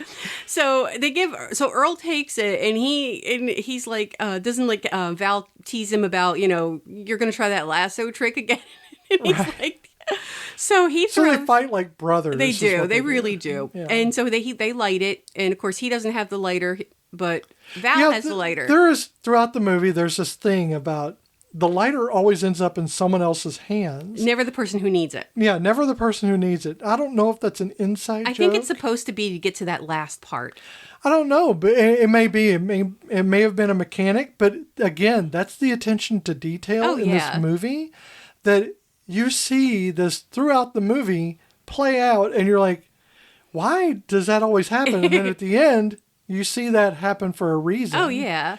So So so Sebastian comes up and he eats the bomb because it's being played as a lure. Yeah, yes. And he sucks it down, and then kablooey, no more Sebastian. We mourned him. R.I.P. Sebastian. Poor Sebastian. We hardly knew ye. Yes, I was going to do that. 5,000 candles in the wind. I just realized what I said was Sebastian was little Sebastian. Oh my God, I didn't think of that either until you said the 5,000 candles in the wind. I just like the name Sebastian. I do too. So then all's left is now Stumpy. So they try to pull this again with Stumpy. And this time it's Val who's going to do the woohoo lasso. Lasso is also correct. And but he doesn't have the lighter. Rhonda has the lighter. So he has the lighter. He lights it and he hands it to Rhonda. Well, Rhonda lights it for him while he holds the bomb. And then she puts the lighter in her pocket. Right. And so the lighter keeps moving around. Yes. So now he does the same exact sequence. Exactly the same thing. They throw the rocks, draw Stumpy in. Stumpy is smart. And so they throw it out. Stumpy sucks it in. Because he's been hurt before. And Stumpy's like, fuck that noise. And he spits it back out at them.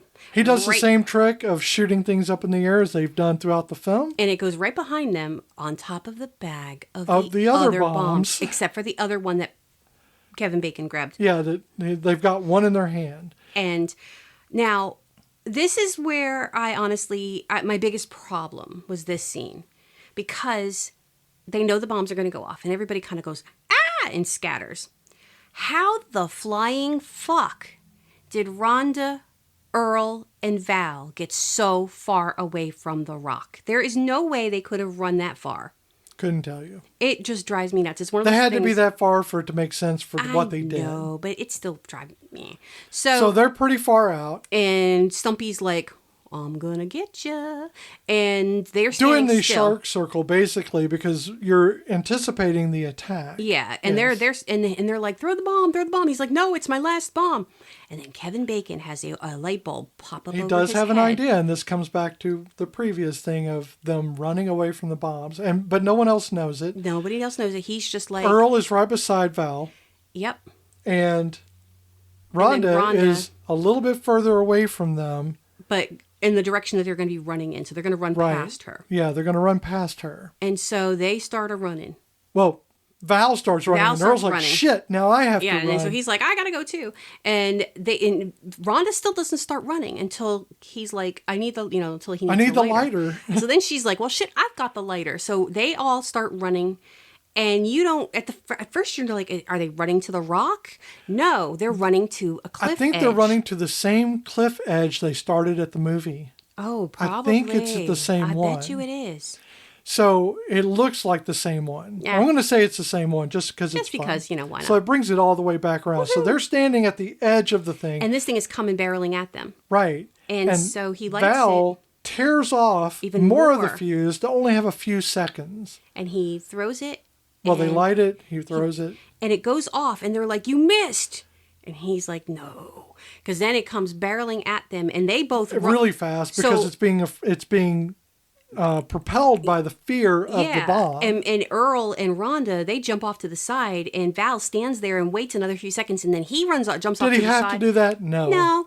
Did he do it because it was fun? Probably. And then poor Stumpy goes flying through the side of the cliff and out over. While Val taunts him on the way down. Can you fly? Can you fly? And then he goes splat on the rocks below. And again, a very good sequence. Yes. I mean, yes, it's 90s effects, but they're practical, and I just didn't see an issue with it. I liked the effects. Oh, yeah, no, it was still well done. kind of holds up today, I think. I mean, I didn't see, it wasn't, even like when they were showing like all the gore, yeah, it's not real gore, but also. But that's part of the fun, I think. Oh, yeah. I mean, you're not thinking these neon red organs and stuff, or human or sheep. What is it? The condoms that are blown up. Yeah, it looks like inside some type of the inside of organ, the graboid it looks is like inflated condoms that were bunched together. So this is not. I don't think it's meant to make you think it's gore. I think it's meant to make you think this is a fun movie about gore. Because it's not upsetting in any way, right? And I think, and again, to me, if a movie. I like my movies to pull me away from reality. Reality's not fun right now. And so for me, to watch a movie, it's to pull me away from reality and that fantasy world. So how did you feel? Oh, let's talk about the end. Okay, yeah. So they, so then it flashes to them at the end, they're leaving. They're in perfect they're again. Finally going to be perfection. Leaving. Yeah, they're going to be leaving again. She's leaving. And they're packed up again. She's packed up. Yeah, and, Val and Rhonda have a bit of an awkward, bye, thank you for everything, bye-bye. He tears off photos that are on his visor. Yeah, yep, he does. Crumbles them up and throws them in the cab so that she doesn't see them. And also, I think he's just kind of come to the realization that maybe his fantasies aren't reality. Exactly. And then she walks away, and Earl is like giving him this look like, really? That's you're gonna let that go? And honestly, I think it should have ended there. And it originally was meant to end there. I honestly think it should have ended there too, because it just felt weird that there was a romantic part of this at all. Yeah, and so apparently during the screenings, the audience wanted him to kiss her. They were like, kiss her. Because at the end they look at each other. Like they want to, but also they didn't do the whole looking at the mouth thing, which is what I always look for. To me, that's when somebody really wants to kiss, and they didn't do that. But because the test audiences wanted that so much, they brought back the what's her name? Finn Carter and Kevin Bacon, and they reshot that ending part just to include the kiss. Right. So yeah, he goes after her, and the one thing he says that I like is he's like, "What does she want with me? She's working on her PhD, and I'm nobody." And I think that's him also humbling himself, like, but she does like me. I don't think it's him humbling himself. I think really this is kind of his issue all along. Yeah, the reason he picked the fantasy was he never had to deal with the reality then. Yeah, true. So in a lot of ways, that it's that same... Oh my God, it's me. Again, I don't like to... Yeah. It's the same lack of responsibility they've been trying to get away from all this time. They've been trying to get away from responsibility. Yeah. So Val finally is acknowledging some responsibility. Yeah. And I think they've been changed by those attacks and dealing with it and surviving it. Although you can get into the whole aspect of survivors tend to have this, charged and unrealistic expectation at the end of surviving. Mm-hmm. So, we see that in things like Speed. Yeah. Les Sped. and other movies like that where the sequel shows you them not being together at all. Yeah. Because it couldn't sustain itself. It was just the acceleration of the things that happened that caused the passion. I do not like to think that about Lake Placid. No. I want them to be together because they belong together. There's a difference between characters that have that chemistry. And honestly, I like the relationship that Val and Rhonda have. I like their friendship. Yeah. I definitely don't want them to be in a relationship. I wanted him to come to the realization that unrealistic expectations based on a childish notion are probably okay to drop. Yeah. But not with her. She should be your friend. Exactly. Maybe go after Reba. So it's funny, not Reba. Well, so when they so they weren't going to cast her at first. They were like, we don't want to, we'll just let her audition. And then she got the part. It's her first movie, right? She had done TV shows, but this was her first feature, yes. Right. Now, they wanted Jack Palance to play Michael Gross's character. Ooh. He would have been too old, but he would have been very crotchety. I think, and it would have taken it on a very serious bent. Whereas Michael Gross kind of gave a parody of a prepper, you know. And Bill Paxton, Matthew Modine, and Bruce Campbell were all considered for Kevin Bacon's part. I can see some of them. Yeah, I can't see Bruce Campbell. I think it would have been too Bruce Campbell. Yeah, he would have Bruce Campbell that whole thing up.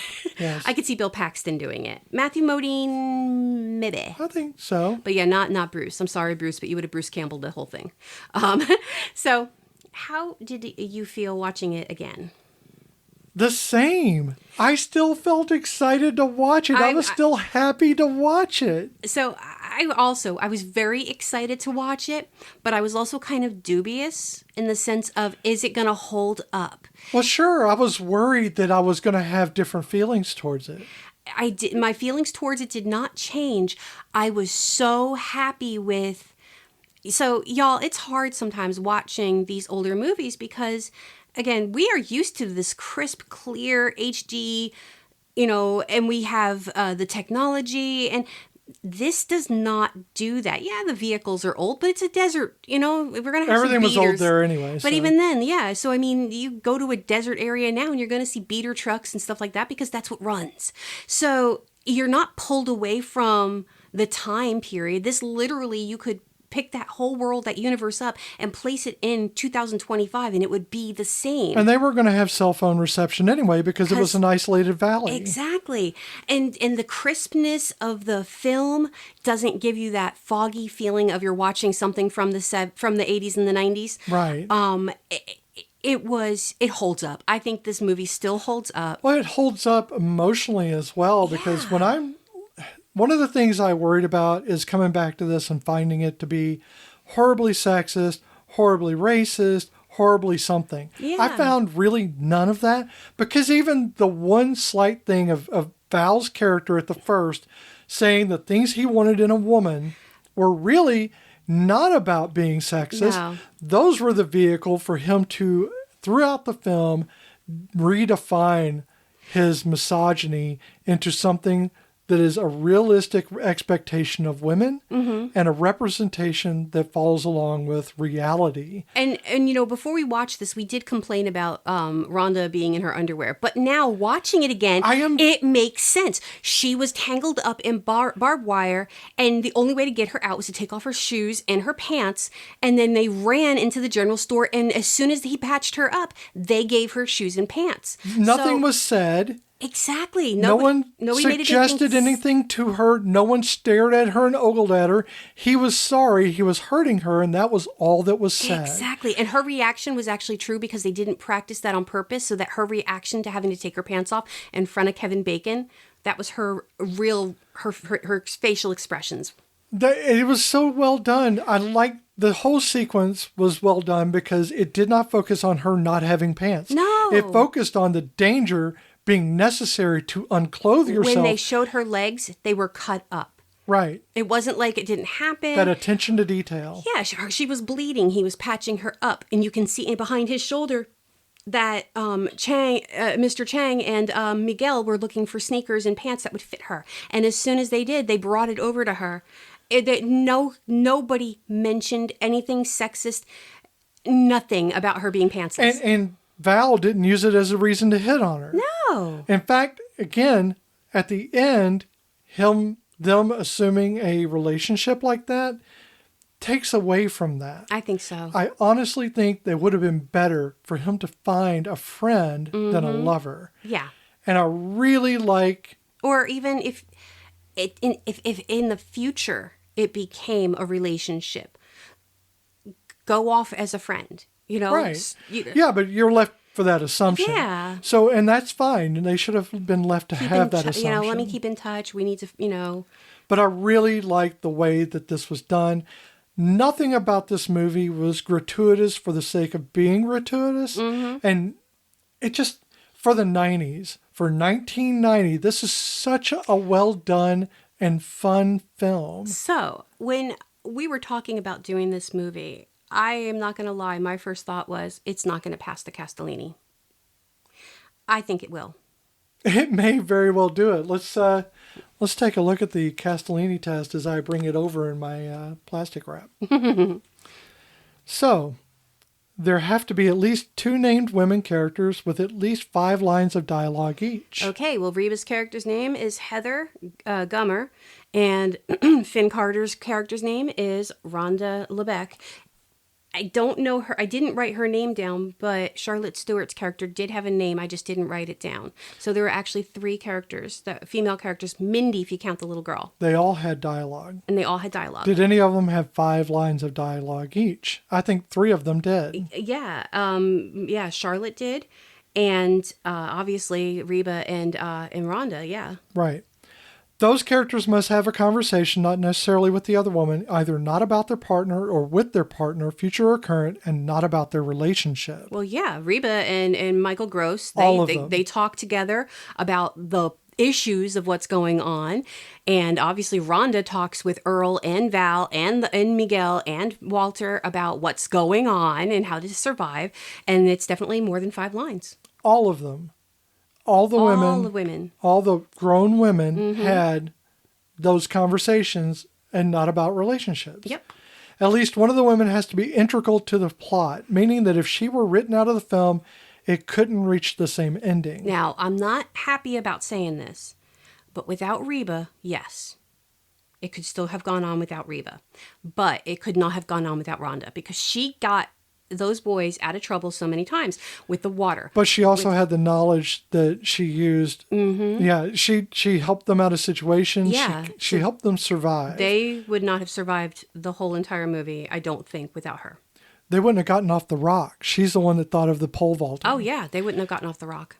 And let's just take it beyond those 3 rules, which they all pass the Castellini test. Mm-hmm. This does pass.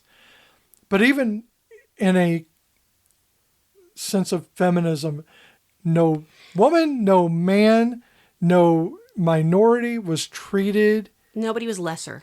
Right. They were not treated any lesser than any of the white cishet men there. Mm-hmm. They were all treated with respect. They were all treated as human beings. Even the dead guy on, because I'm under the impression that the old man on the tower, Edgar, was kind of like... And I'm sorry, I keep thinking Men in Black whenever I hear someone say Edgar. I think he is kind of like the town's either drunk but they still treated him with respect. They brought his body down. They could have left it up there. And they talked smack at him. They're like, come on, Edgar, come on down. Don't make me have to get up there and But get when you. they realized he died, they treated him with respect. But even then, what they were saying wasn't derogatory. They were just like, oh, don't be a pain. But they weren't like, you piece of shit. They weren't doing that with him. They were respectful to him the whole entire time. So everybody in that movie was respected and was treated with equity. This is a feminist film. Fucking hell. Tremors is a feminist film. Iconic film. It is a classic. I'm going to tell you right now, this is definitely one of my favorite films. I'm so glad it holds up. I'm so glad that this fun film that doesn't really need a lot of thought to watch is so thought-provoking when it needs to be. When you really look at it, all the details, all the things that happen, the simplistic nature of the plot belies this really deep underscore. It is beneath perfection, sure, but I think it maintains perfection at its core. Yeah. Oh, I did that really well. Look at you. So, if you would like to watch this movie, you can watch it on YouTube with a subscription for free. If you have the subscription, you can watch it on Amazon Prime, Google Play, or Fandango at home. Usually you can rent it about $3.79, $3.99. We hope your journey through perfection with us was satisfying, that you got to see a little bit of movie magic from 1990s. We're talking about Tremors, a monster horror comedy film. That's a mouthful. Starring Kevin Bacon and Fred Ward. I was gonna say. Finn Carter. And Finn Carter. She should be up there with the, equally. This has been Once More with Feelings with Beth and Michelle. You can find us wherever you listen to podcasts. Be sure to follow us on Instagram and Blue Sky at OMWFPod. Visit our page at oncemorewithfeelings.podbean.com or send us an email at omwfpod@gmail.com. Take a moment to subscribe and rate us on iTunes and on YouTube. So, starting something new, I'm going to give you guys a little hint of our next episode. And we have our next few episodes pretty much planned out. So it's a little of a clue, and I want you guys to email us, message us, however you want to contact us, and see if you can guess what movie we're doing. This one might be a little bit more obvious than others. I'll try to make it difficult going forward. But it is a 90s musical comedy directed by Baz Luhrmann. And that's it. So until next time, guys, be safe. Bye.